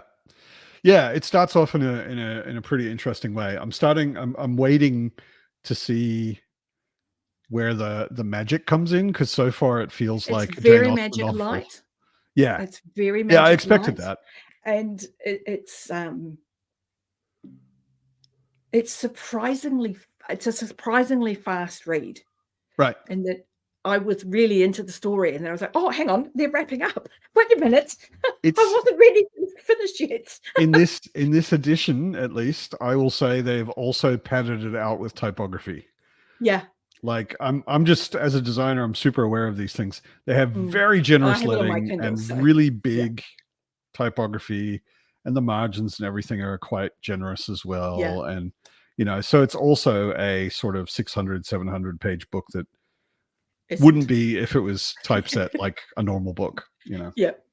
No, which it's is a great fine. I mean, story. Yeah. I have no problem with that. Yeah, no, I was really surprised to hear that, because I'm like, yeah, I get why Children of Time took off, and I get why Shadows of the Act took off, and I'm Yeah. just surprised that Guns of the Dawn didn't, because It's- I think it's a harder sell. I think it's a harder sell for like a mass audience. But I think it's more accessible to a mass audience, which is why I'm like, that's really. But if you say to people, it's kind of off. like Jane Austen, but it's in the middle of a war, but there's magic. Yeah. It's like, what? See, I tend not to mention the magic. It's more this is Jane Austen meets Indiana Jones. This is the vibe. You've dumped one of Jane Austen's characters in a jungle, ultimately, and it's very cool. Yeah. Everybody has been raving about Guns of the Dawn for long enough that I bought it months ago, and it's just been sitting in my unread pile. And I just recently started it. I think Adrian Tchaikovsky is shaping up to look like one of my new favorite authors. Yeah, I haven't had a disappointment yet. So, yeah. Hi, Britton. Hi, Britton. Good evening. How's it going? How are you? Good evening / good afternoon, wherever you're at. Good morning, actually. Yeah. It's 7 in the morning almost. Yeah. Oh, wow. Gary's early morning. I'm late night. You're afternoon. So we got the whole range covered. We've got the bases covered. Yeah. Absolutely. How are you guys doing? Okay. Pretty good. Pretty good. Yeah, pretty good. Kojo Parker almost never has magic. DK no, I've only read the one needs novella magic, from okay. him. Yeah, I've only ever read a short story from him, and it was an awesome, actually very good little short story. But I can't think of the name of the one I read, but it was one that was a demon, and it was I enjoyed it. It was great. Yeah, he's one of the ones that Alan jumps up and down about all the time. Which is a good reason not to read him, just to piss off Alan. Oh no. Well, the Cowboys are getting drilled, so I'm just chilling out here. So how's everyone's doing well? Just okay. Without sports context, that's not a sentence you really want to be uttering. No. Doesn't sound good. Yes, Prosper's Demon. That is exactly the short story I read. Thank you, Jerome. Yes. Isn't Prosper's Demon Callisto? Caliban, sorry. It's more like the whole continent of New Zealand is freaking time traveled to tomorrow. It's weird how that works. Absolutely. That's how the world works. I'm living in the future, Colton. I am living in the future. All you got to do is look at our political system. We're living in the future. You guys are in the Stone Age. It's true. Okay, this is when you guys hit our news for how mental your politics is. It's not good, man. It's not. The way I engage. I'm not going to argue with you on that. The way I engage with American politics now It's not is I just watch the comedians' opening monologues. Oh yes, and they give about you a the big surprisingly political. accurate look Yeah, at what's exactly. going So I on. watch Stephen Colbert talk about it. Yep. I watch what's his name, Jon Stewart talk Yep. about it, and listening to them talk about the presidential election recently was hilarious. Didn't my they god! find in the last election cycle with their fact checkers, didn't they find the comedians to be more accurate than the news? Well, that's just sad if that's true. Wouldn't surprise me. That wouldn't Sure shock it me. was. It Because wouldn't I surprise remember me thinking, because a "Are lot you of the serious?" comedians are extremely intelligent people. Yeah, You know, they're I mean, Jon and Stewart's an investigative reporter. yeah. Has been in a previous life an investigative reporter. Yeah. So Yeah. Colton, I don't plan that far I ahead. am reading Speaks the Nightbird in October, so I have Ooh, Speaks that's the Nightbird close. in my stack. I don't have Swan Song in my stack yet. I have Swan So Song in my probably mental. I really should read that. It sounds like I'm going to love it. So, yeah. I mean, I've certainly enjoyed. I enjoyed The Stand. I have enjoyed post-apocalyptic fiction before. yeah. So I think I'll probably enjoy Swan Song, and I really liked 'Cause I Boy's love Life a lot. So I know I like McCammon, but I have Speaks the Nightbird already on my shelf or on my stack. I need to build a new shelf so I can say it's on my shelf. I remember kind of just picking it up and skimming the first line, and it was so good. I was like, I have to put you down, but I want to read you. Yeah. So, yeah. Actually, Josh had a problem with it. You were saying you need new shelves. Josh is like, I have no room for more shelves. I have a problem. Although he was saying brainstorming that on his channel. We were like, how can we get the problem is whether he should destroy the feng shui of his house or not. And I was like, of course you should destroy the feng shui of your house. More books is great. Put up a shelf. More books is not a problem for feng shui. I mean, come on. Yeah, exactly. But how big is my TBR? Books are good feng shui. Oh, insane. I stopped writing things down, basically, and it's just, I started feeling like a TBR was too much. It felt like something hanging over my head. So now I'm just like, I have books that I own that I haven't read, and I'll read them when I want to read them. If I buy a book, whether it's on sale or it's sparked my interest when I've been browsing, I will put it in my Goodreads want to read, and I'll put in there's a bit you can go into where you would normally put the dates that you've read something. That's private notes, and in the private notes I'll tell myself why I thought I wanted to read it or who recommended it. That's a good idea. And that is really helpful because I can tell you for this one, Soulless, I know I got it from a secondhand shop thinking, oh, someone I had talked really highly of it. So when I came home, I was like, okay, I'm going to forget why I picked this up. So when I added it to my Goodreads, I've actually put in the comments. It's Angela at Literature Science Alliance recommended, she enjoyed. And then as other people in Discords mentioned it, I was like, I've got that in my thing.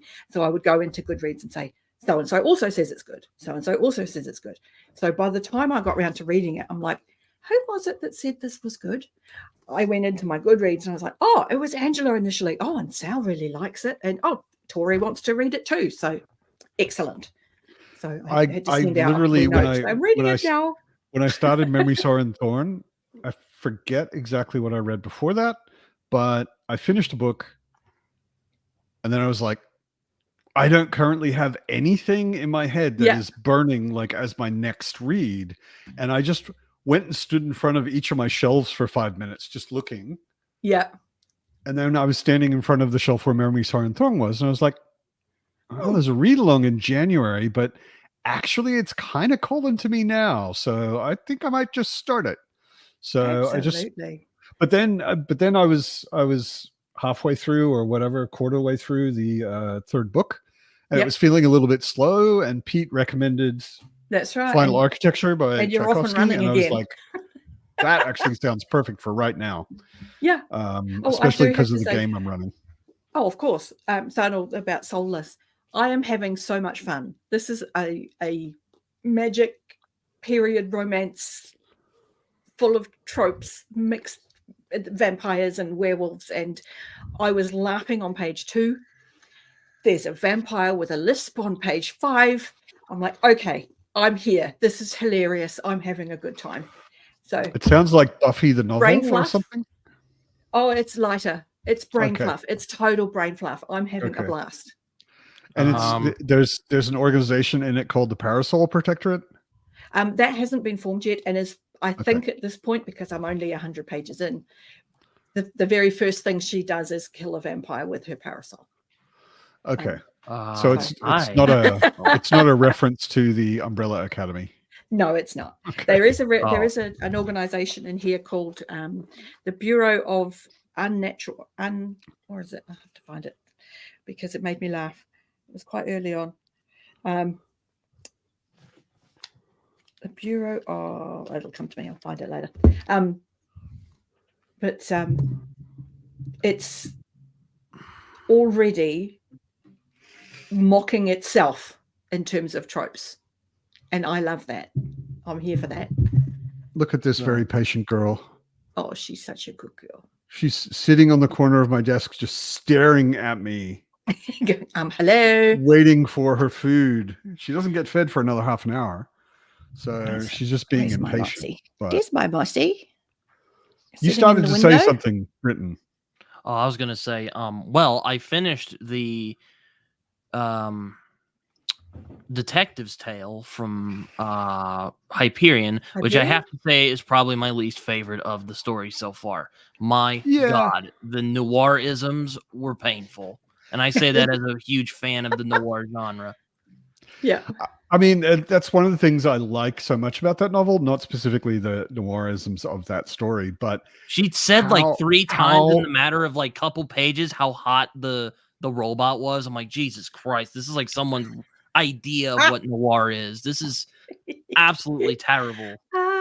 If he thinks this is what noir is, but I digress. It was still I love how he changes the style though in every, like the prose style changes for each story to something that is more, they are all genre parodies almost, you know? Yeah, but I did think it was interesting because it deals with one of my favorite themes in science fiction, which is, can an AI become human? Can a machine gain consciousness? What would that look like? And I thought that was really interesting. But aside from that, it was long too, so I was like, oh my God, please. Why? But I digress. Yeah, Darko. Fitz is a Maine Coon. She's a big girl. She's not fat. She is just large. She weighs 6 kilos, which is something like 11, 12 pounds. Yeah. And she's about this long without the tail. She's a big girl. But yeah, she is kind of gorgeous. Maine Coons typically have this ruff around their throat, and they have a mane, tufts on the ears, and looks like a bobcat, like it just could attack you at any moment. They also have the perfect word for Fitz, your Fitz earlier. Majestic is fuck. Everybody says majestic, yeah, because majestic is the word for Maine Coon cats. They sit so regally, just gorgeous. You all don't get to see her fall asleep on the corner of my desk and then roll off my desk unconscious. I tell you what, and things that are not very majestic did that at all. Live the other day, and I nearly died laughing. I was on somebody's sprints, and the top of my work surface is really it's laminate, so there's nothing for him to grip on because he's got really fluffy feet. He's a Himalayan, so he doesn't have any traction when he's on my desk. Fitz is the same. Fitz has fur growing between the pads. His bum went off first. So I got left with the paws and the eyes as he went backward, going, oh! I actually have to trim Fitz's paws because most of my floor, actually all of my flat, the floors are polished hardwood floors. Yeah, and they just have no traction because they're... She runs somewhere and just slams into the wall, slams into the door, slams into the cupboards. She slides all over the place. So when people say majestic, I'm like, kind of. You don't get the klutz. You've never seen her move so much. Yeah. I think also weighing 6 kilos makes it hard to be very majestic. But Mox doesn't weigh quite so much, and he's comes from a traumatized past. He's a rescue. Yeah. So he's not a he's not a fast moving cat, so we don't really have trouble with the no traction thing, and we struggle to let him let us cut out knots and things. So honestly, it kind of looks like Grumpy Cat a little bit. Totally. Yeah, it's the Himalayan. It's the squashed in face. Yeah. And it's all sunken in, so his fur Hit with a shovel face. Yeah. Yeah. Yeah. So it gives them all sorts of trouble. To eat, he sort of has to push everything into a corner so that he can squash his face out, so his tongue can get far enough out to drag something into his face.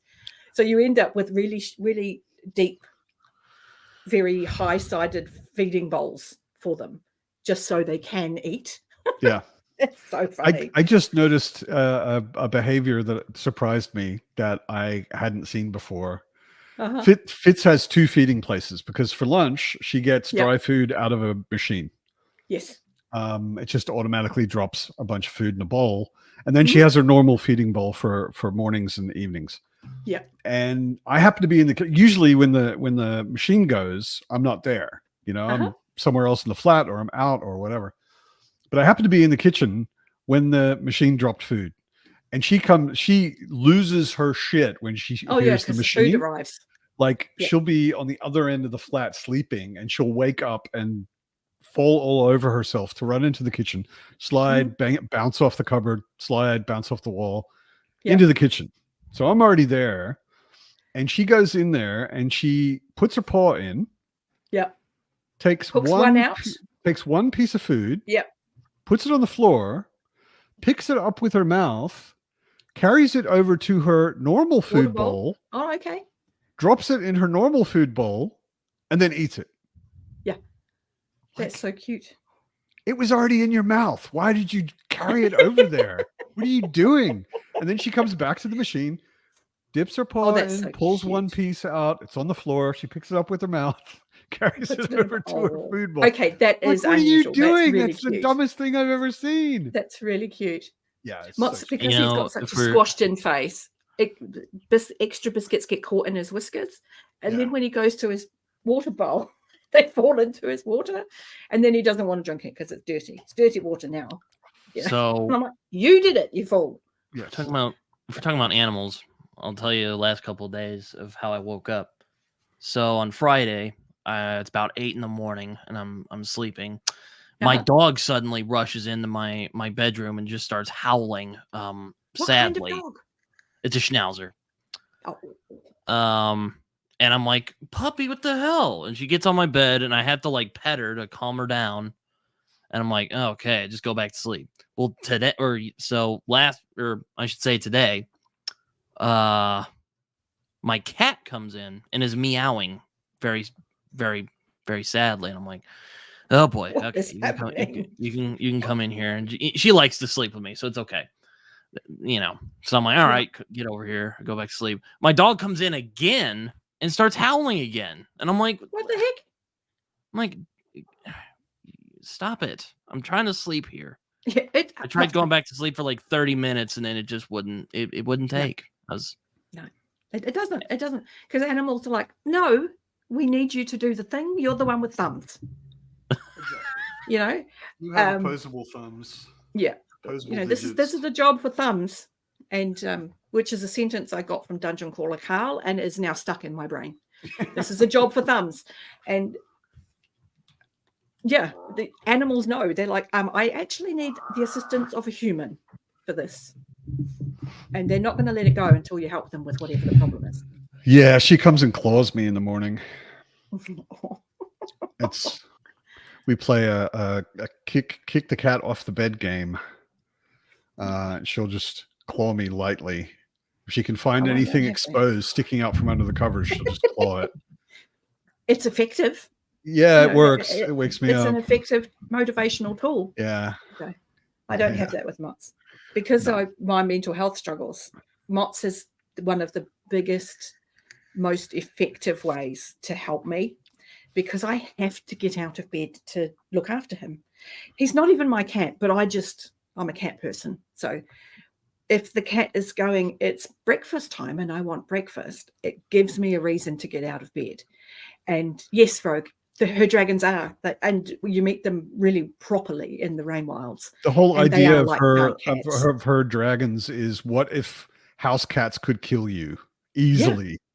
And yet, when you think about it, of course, dragons are going to behave the way cats do. Dragons are enormous predators that have no predators. They are intelligent, they're playful, they're curious. Of course, they're going to walk around like they rule the world, because Yeah. they do. You know, I mean, hello. Of course, they're going to expect you to worship them. Yeah. They can kill you if you don't. Yeah. So, yes, of course, they're cats. I love it. I love it so much. Yeah, The I other heard the other really bizarre behavior I just recently discovered. What's Well, that? it's only just recently started, and I'd really like to catch her in the act and see how she does this. Twice now in the last week, Uh-huh. I've found a half roll of paper towels Yes. on the rug in the living room. Uh-huh. Of course, that's not where they usually are. They're No, I usually don't on the imagine that's where they counter in live. the Yep. kitchen. Mhm. But the thing is, they're not unrolled Okay. at all. Right. They just did. Like, how Okay. does a cat get a roll of paper towels, which is almost as big as her, through the entire flat without unrolling any of it? So she like grabs it in her mouth, carries it out to the living room, puts it down, and doesn't play with it. Okay, yes, that's I'm like, strange. that is not possible. That cannot be what's Maybe happening. she just doesn't like where you're keeping them, and she's saying to you, "Put this somewhere exactly else." put these now. What I've done is I boxed them in with wine bottles. See, you might end So up hearing crashing. she's going to push wine So, bottles off the table. You know, you might Yeah. want to reassess that as I don't know a how concept. committed she is to this paper towel heist. But We'll see. maybe keep an eye on whether or not your wine bottles have shifted, because it could be a problem for her. Yeah. Don't get me wrong, Ida. The cat on the bed, when I go to bed, I have It's no fine. problem with that. Yeah, she cuddles up to me when I go to bed. That's totally fine. It's Yeah. the sitting on the bed clawing my ass or my foot at like Morning. 6 or 7 in the morning that I object to, and that's when she gets a kick off the bed. To be fair, I would object to that regardless of time. Yes. So, yeah, Yes.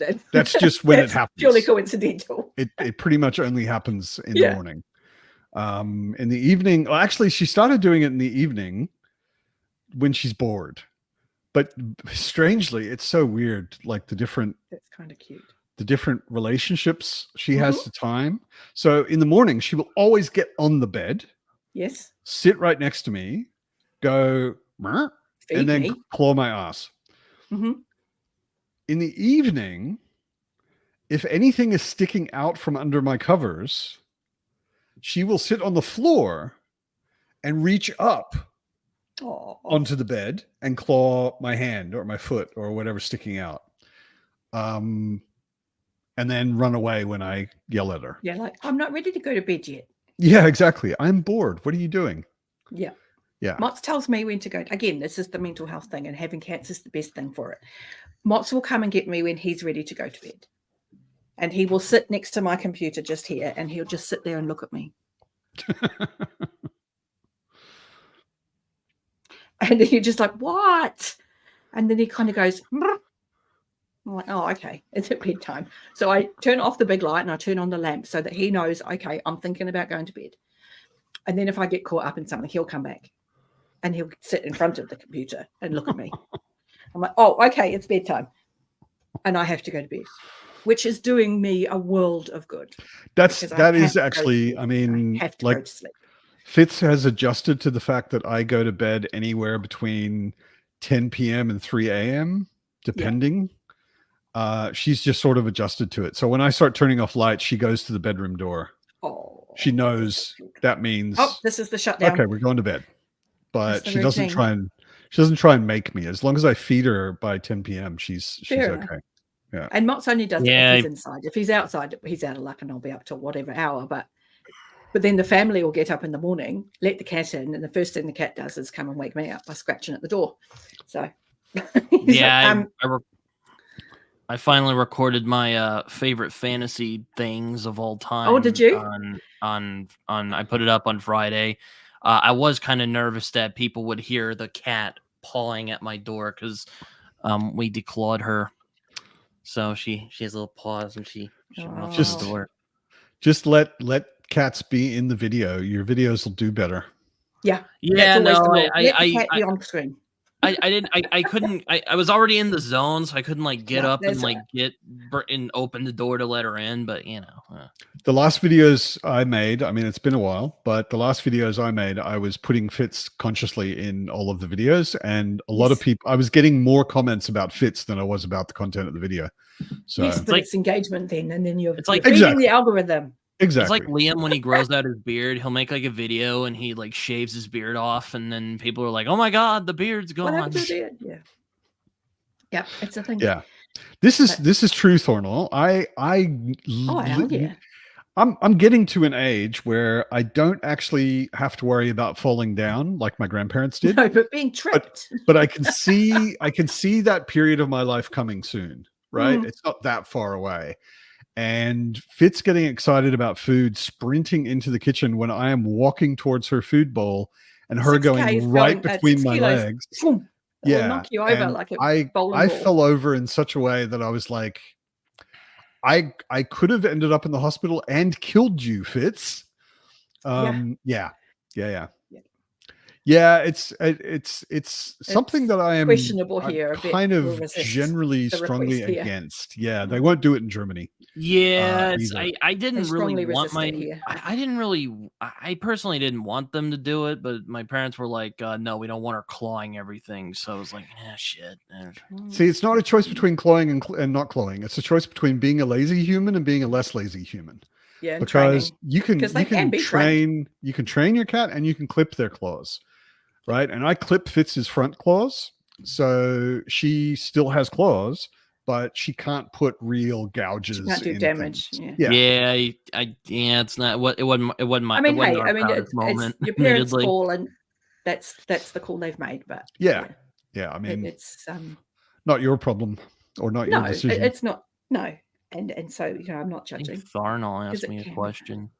Thornall, what are you reading now? Comics or books, doesn't matter. Well, like I did, like I said, I'm reading Hyperion. I'm actually hoping to have it finished by tonight, so we'll see how that goes. Please I'm- read all 4. I will eventually read all 4. Yes. I love Thank the you. look on your face just then. Britain was my- like, I'm not going to say I wasn't going to. Yeah, no, my friend Jason, he really likes this book, and I was like, oh, I'm gonna read Hyperion. He would say every time I talk about it, he'd go, "Remember, Britain, it's the first part of the story. It's only one part of it." I'm like, I heard you the first time. He like the fourth time. I'm like, okay, I heard you. There is Get it? like the first 2. I mean, there's a reason it's called Hyperion, Fall of Hyperion, and Endymion, Rise of Endymion. Yeah, they are Yeah. kind of Mm. 2 separate duologies, but they are both awesome and they are both very strongly related.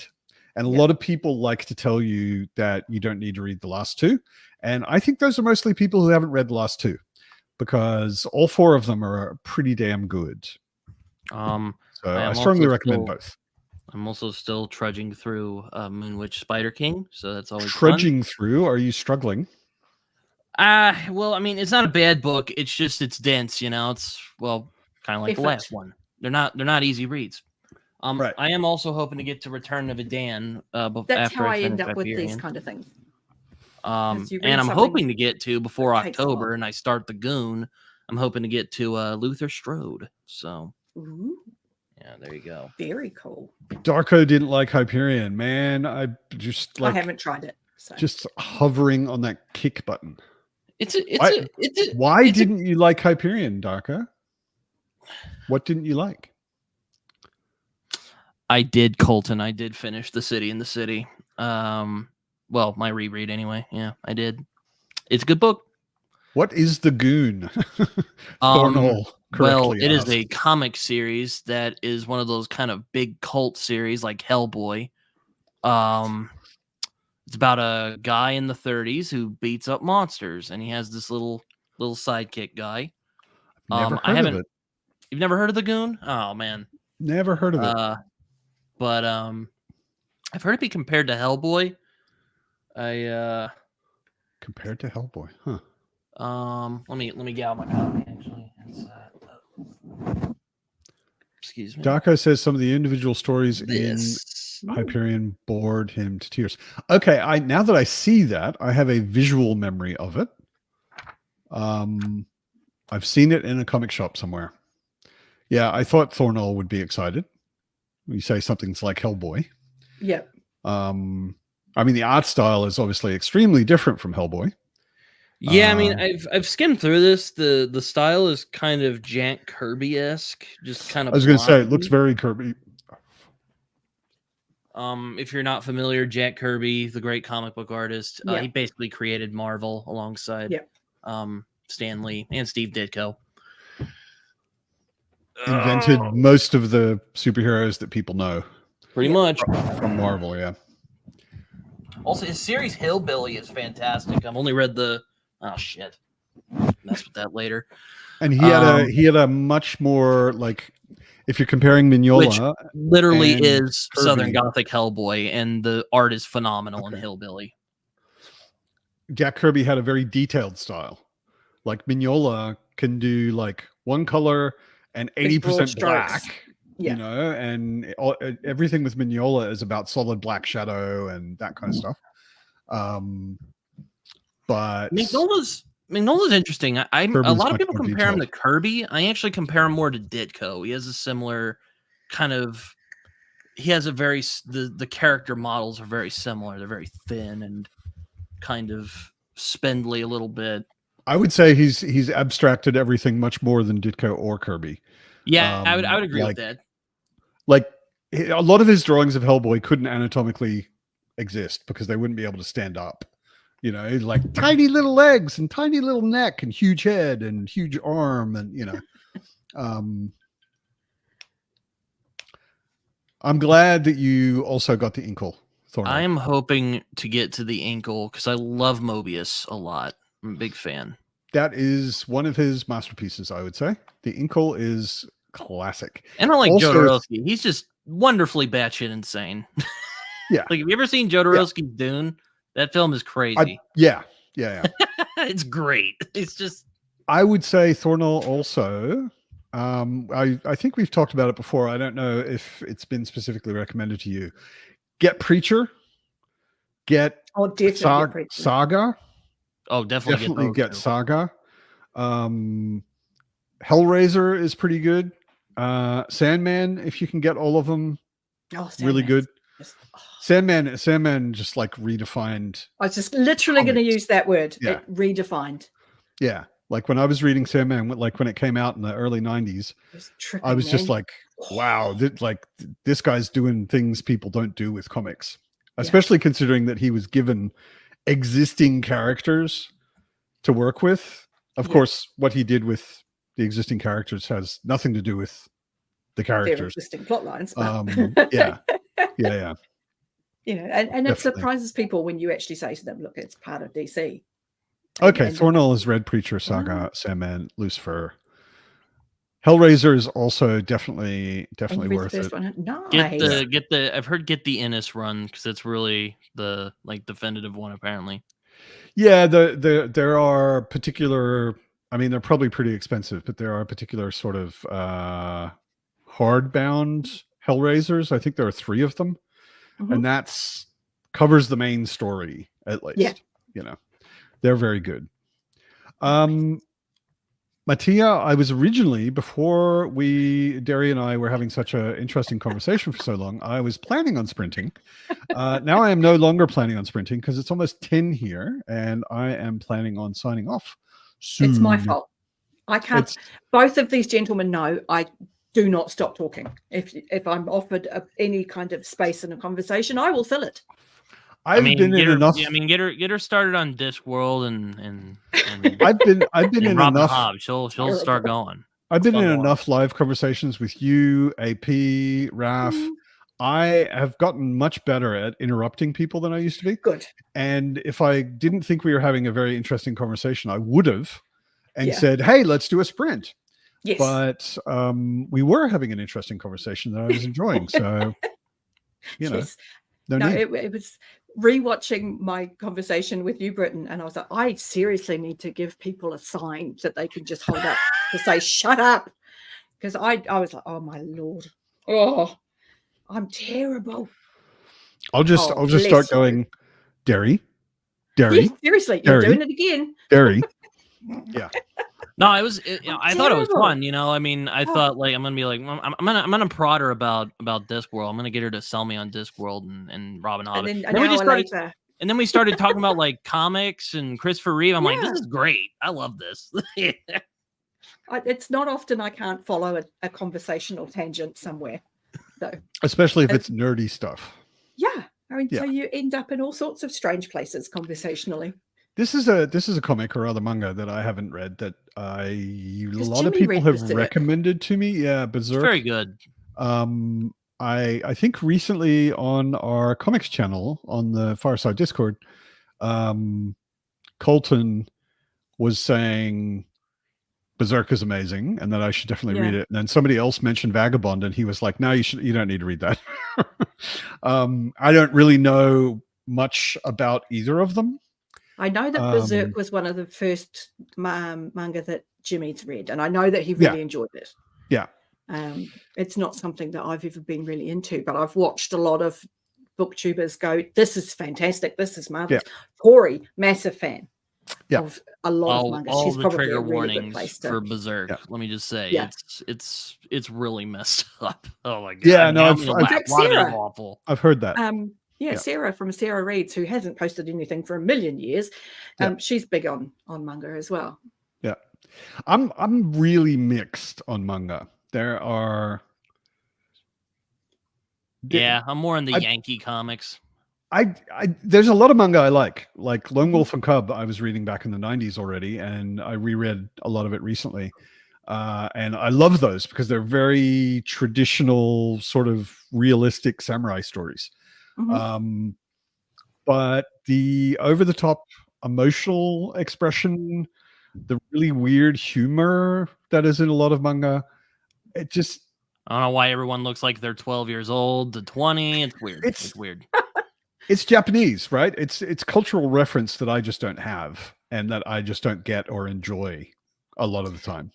I have to laugh. One of the Dungeon Crawler Carl books that I've recently read, one of the levels of the dungeon, they are put in places in the world where they have to fight that area's monsters. And they're like, okay, so if you're in Europe, you're going to be if you're in Ireland, you're dealing with leprechauns and you're dealing with harpies and banshees. If you're in Russia, you're dealing with Rusalka and all of these. And he says, and for those of you in Japan, well, you guys are fucked. That's about right. Yeah. I just about cried. I was like, oh my God, that's the best thing ever. So, I remember Monster is great. Monster is great. The only thing that came up in my mind when I read that is my favorite thing is Monsters, which is a totally different comic. Yeah. And not at all a manga, but an awesome comic. It's really, really good. My favorite thing is Monsters. Is very, very good. It's basically one paperback, which is quite thick. I would recommend Monster to you, Matt. It doesn't have that general anime like bouncy style, that like One Piece has. And I'm just I haven't tried reading One Piece, but I do not think I could connect to One Piece. Everybody seems to be, even old men like me, like Mike is loving it, Philip's loving it. I don't know. That to me, I have a hard time imagining that I would ever like One Piece. A lot of my friends tell me to read like Full Metal Alchemist and like, oh God, what else? This was my moment of joy a second ago. Yeah. Oh, it means Dungeon Crawler Carl. Seriously, it's so much fun. I keep saying another thing. I don't get lit RPGs. I just want to play the video game. I have never read Amen, RPGs. Britain. I don't play video games. I'm not a gamer in any way at all. I enjoyed. I audiobooked Dungeon Crawler Carl, and I enjoyed a lot of it. There were a lot. It reminded me a lot of Hitchhiker's Guide to the Galaxy, like the humor that was quite similar to Hitchhiker's, and I quite liked that. But every time it got into the actual dungeon crawling part, I was like, why am I not playing a video game? Why am I listening to someone read something someone wrote, which is a Yeah. description of a video game, instead of just playing a good See, to video me, game. tells me he's writing it really well because he's giving you Yeah. that same hit in your brain going, but I want to be actually doing this rather than just reading about it, which to me says he's doing it right. Like And when I just- read someone adventuring in a fantasy world, I can't do that. Yeah. Actually But you do that. can go But if dungeon I crawling. listen to someone describing a video game, I'm like, I can play video games. I do it all the Yeah. time. I'd rather be doing it than listening to someone talk about it. Having said that, the further into I mean, the I'm series hope- that I got, I'll- there's more outside the dungeon going on. That's getting really exciting. Sure. I mean, I'll say this. I hope it's at least better than Ready Player One, because that book Hi, was Joe. painful. About 1,000,000 times better. Because It sounds like I haven't read It's a Ready Player very One. different thing. It sounds like almost anything is much better than Ready Player One. Yeah, pretty Yeah, much. that one's From what just I've heard. pinnacle I haven't read it. popcorn sci-fi, as I like to call it. It's not a great. It's not great. There's a Ready lot of Player One. things I like, like it has like It one of the references things I puzzles like. is Rush, I'm like, oh, I love Rush. That's one of my favorite bands. It's like, And- yep. The references in it are great. Dungeon Pretty Crawl vapid Tale is just experience hilarious. overall, though. If you want something very good, read Solo Leveling. It's a Korean Some manga. man- It sounds like a fighting game.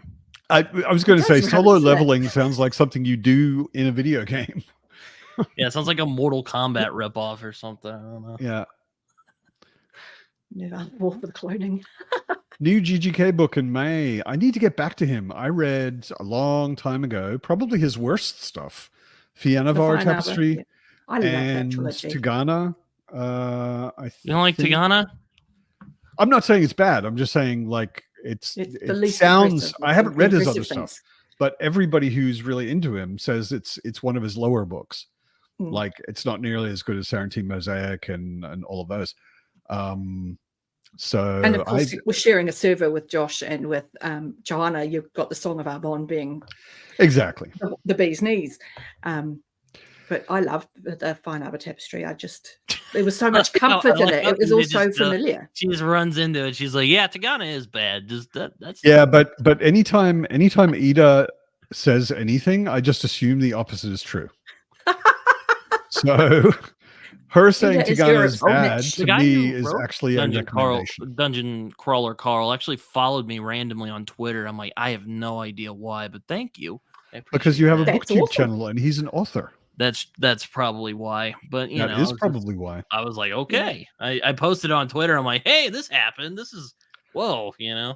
I was having a long conversation with Adrian Tchaikovsky this weekend about role-playing games and the weirdness in his Final Architecture books. And Did you stuff like that. record it, or are you just like, is this just you just on Blue Sky? He's not on Right. on Twitter. He's on No, Blue Sky. that's right. Yeah. So yeah, that's the thing with GGK. His prose is the shit. Yes, Yes, absolutely. very much so. Yeah, And we have another author in the chat. exactly. Tracy Byrne, who is the author of Wistful Ascending? Yes. You got it. I'm thinking, I'm pretty Amongst sure it's other that one. I things. can see the cover. I can see the cover. Which is the Superhero first on book it. of the And hybrid That's healer. the one. I actually just read Return of the Griffin, which is also pretty good. And don't laugh, but it's about Rohan fighting evil sharks, evil Yes. brainwashed, or just evil I sharks. just watched Space, somebody in there space talking sharks. about it. Space sharks. Tori's Yes. just read the second Land one. sharks. Yes. Evil And it's space great. sharks. You would think that's absolutely ridiculous, but he just freaking runs with it. And they're actually pretty intimidating. Like they're pretty Awesome. they're tough. Like they are tough villains. It is not played for laughs. No, Very. they really beat the crap out of each other in Joe's books. Yeah. Very cool. It's basically like Deep Space Nine with superheroes, Misunderstood. and it's awesome. Okay, so they're misunderstood space sharks. Okay, fine. They're misunderstood. I love I was gonna say something, but I backed up because that was a bit spoilery. But yes, Thank you. they're okay, fine. They're angry land sharks with legs. Angry is not necessarily evil. Exactly. Well, they're only evil because they're beating up on people and they're killing a bunch I'm of people. sorry. What? Evie. Well, Rowan does that too. American football Yeah, that's is true. predictably awful. American So does that football is mean that American football. Aaron Of has course- also of given up course it's watching, awful. or have you just given up sitting with him while he's not enjoying it? They're playing evil. Leave the sharks alone. Okay, fine. You know what? I'll just stop trying Oh, to that's sell true. it. I'm just saying the Yeah. book True. is good, even Lay though off the the premise sharks. is a bit. You might. Hey, you might we've kinda been snicker invading after it. their homes long enough. Let's just Yeah. say that. You know. Yeah. I went diving with sharks in Sydney, and like lots of sharks, like 300 gray nurse, Oh, yes. and that gave me a totally different perspective on sharks. Yeah, like I remember reading somewhere like they generally don't attack people. No. The usual reason they attack people is because they think they're food, Yeah. Yeah. which is like Gen- okay. So it's probably not like generally, Jaws, or it's just generally, this is part of the reason that when I was diving, I had a very bright colored wetsuit because Then you a look like lot you're of shark poisonous. attacks is the shark thinking that someone wearing a black wetsuit is a seal. Yeah. Um, Which is yummy. yeah. The other ones, sometimes it happens like in beaches in Australia, for example, the shark gets into a place where it generally shouldn't be, which is like too shallow water. And all of a sudden there are lots and lots of legs around it, and someone bumps into it or kicks it or splashes a lot near it or whatever, and it reacts. Yeah. Um, And that's the danger, because at that point it's like, oh, I don't know what these things are, but they're food. yeah. But generally, I mean, they're totally not looking for humans. Like humans do not smell like fish. No. We don't have a scent. We don't have a look. There's nothing about us that says to them food. Mhm. They don't eat randomly anything. They eat primarily fish, and Just randomly, or at least talking about aquatic sharks animals. and sharks scent, the whole thing with sharks and blood in the water and how amazingly they can sense it. I was watching there's a woman who does reels, and I can't even think of her name, but she has random facts from history. And she said the word petrichor, it's really annoying because only Doctor Who fans have known what that is for a long time. And now suddenly everyone knows it. It's the smell that you get after rain. And it's actually the smell of the bacteria in the soil reacting with the water. And she said, humans can smell petrichor more diluted in the air than sharks can smell blood in the water.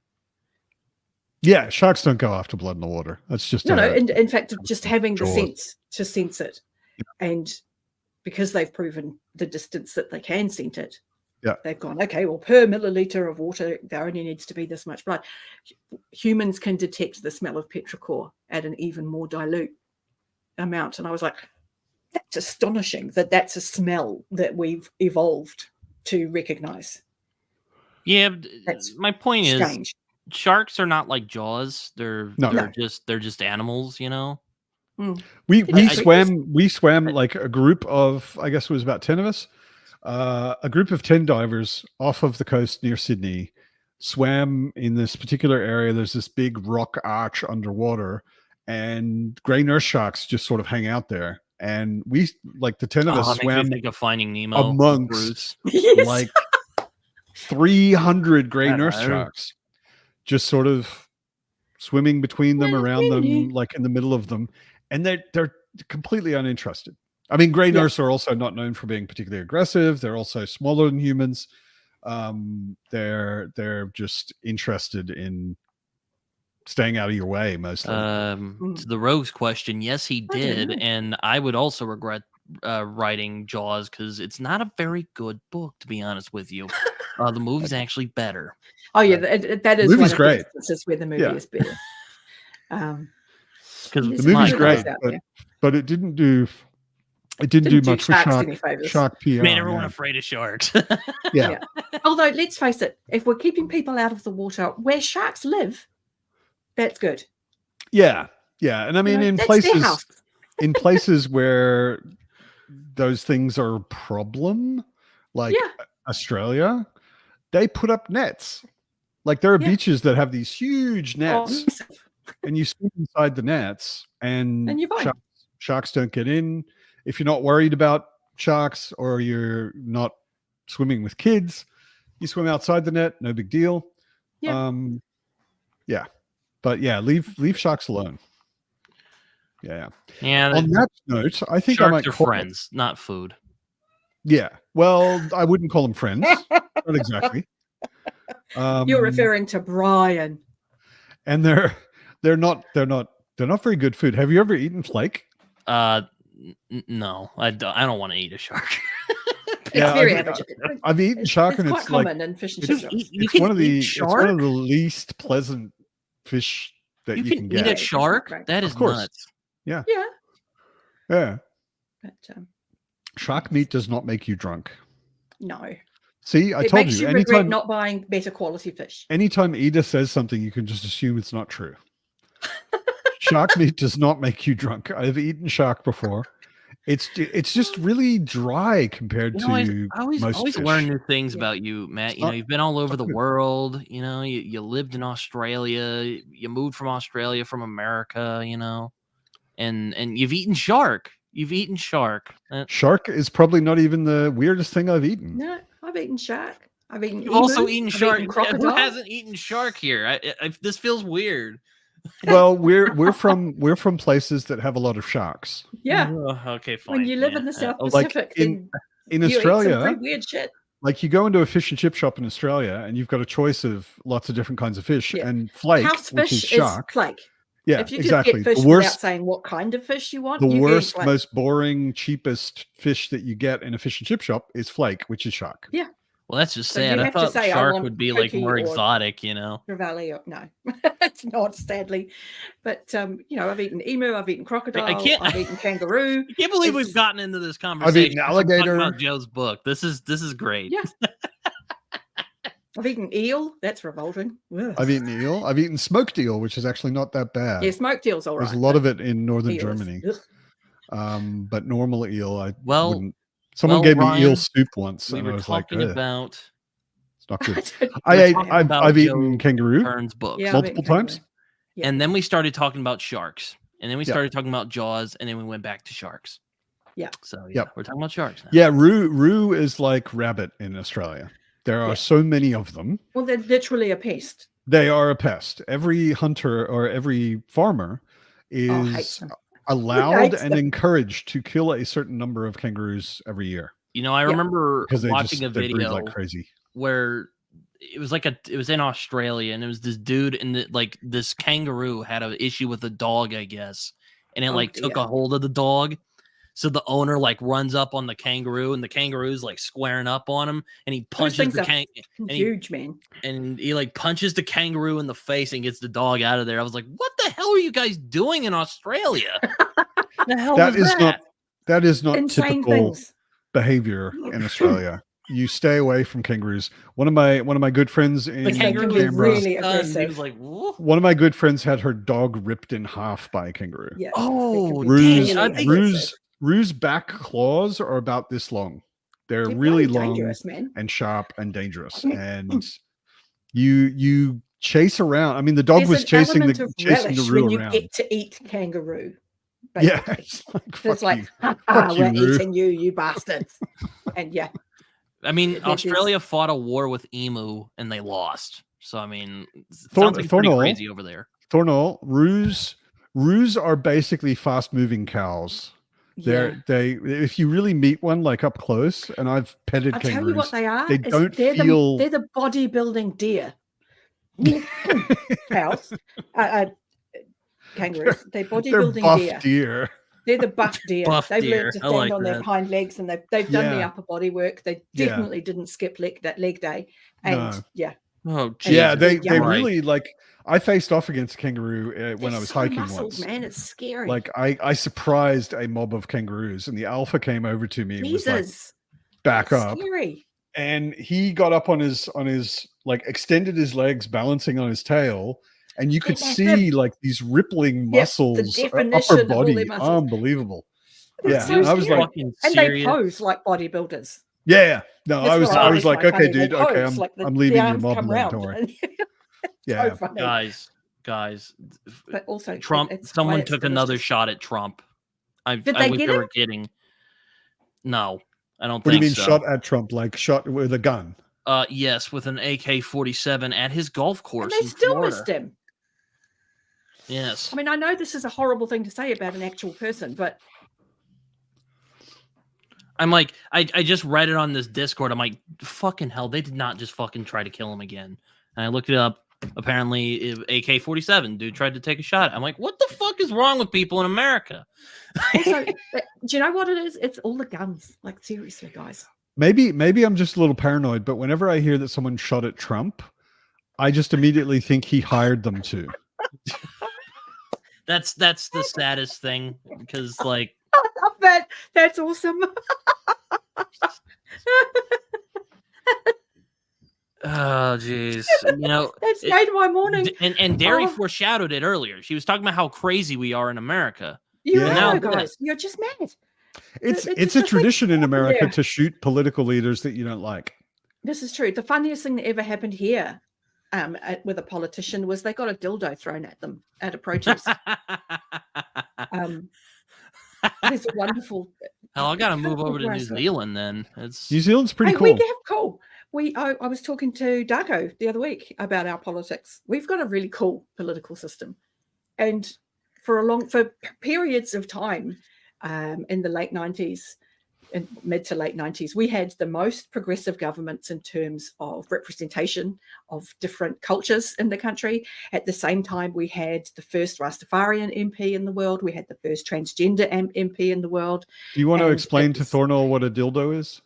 No, it was a big dildo. Yes, it was. Oh, was it a big? I read it wrong. I thought he said, "What is a big?" And dildo? it made the news, so it's probably available on YouTube somewhere. So this slow motion clip of it flying into this politician's face, it was so great. Awesome. One of my favorite political moments is George Bush was like speaking in Iraq or somewhere. Some dude just gets up and chucks a shoe at him. Throws a shoe at him, yeah. And then just takes another shoe off and chucks it. I'm just like, what? It's a cultural thing. Not as humorous. It's a cultural thing. It's the same in India. The absolute dirtiest, most disgusting thing is the thing that touches the ground. Yeah. So throwing a shoe at him is the most insulting thing you could throw at him. Whereas here it was pointing out the ridiculousness of this MP. Here it looks ridiculous, but over there it's like a massive statement. But a giant dildo is ridiculous everywhere. Yeah. I can't say for Trump. They did catch They were the literally saying to him, "You're just a big dick," because he'd just made some awful points. Anyway, he'd been a horrible politician for a couple of days and said some just not good things. And so it was a statement, not necessarily an insult. And yes, could only be better if you coordinated like throwing 10 big dildos at once. It was a magnificent moment in New Zealand politics, I have to say. It was wonderful. But this is why, I can look at the rest of the world and go, guys, you're doing it wrong. Yeah. Because if you can make your point with throwing a dildo instead of firing bullets, okay, that's wiser. Yeah. I agree. I tried 10 minutes ago, but I'm going to try again. I think I'm going to call it. I think Joe, it's dildai. I'm pretty sure that plural dildos is dildai, actually, or an orgy. A dorgy. Yeah, I didn't mean to interrupt you, Matt, before you were gonna, That's all right. I will call it for the evening because it is already 10:20 here in the evening. All righty. It has been a pleasure as always. Thank you for joining me on screen, you two. Thank you for joining me in the comments, all of you. What a note to end on. Oh. I know, right? Yeah, exactly. What is the plural of dildo? Yeah. Dilday. I like this. This is good. Dilday. Funny. Yeah. Have lovely evenings, everybody. And hope have a great week. Get off to a great start. And see you next Sunday. All righty. Bye, everyone. Take care, everyone.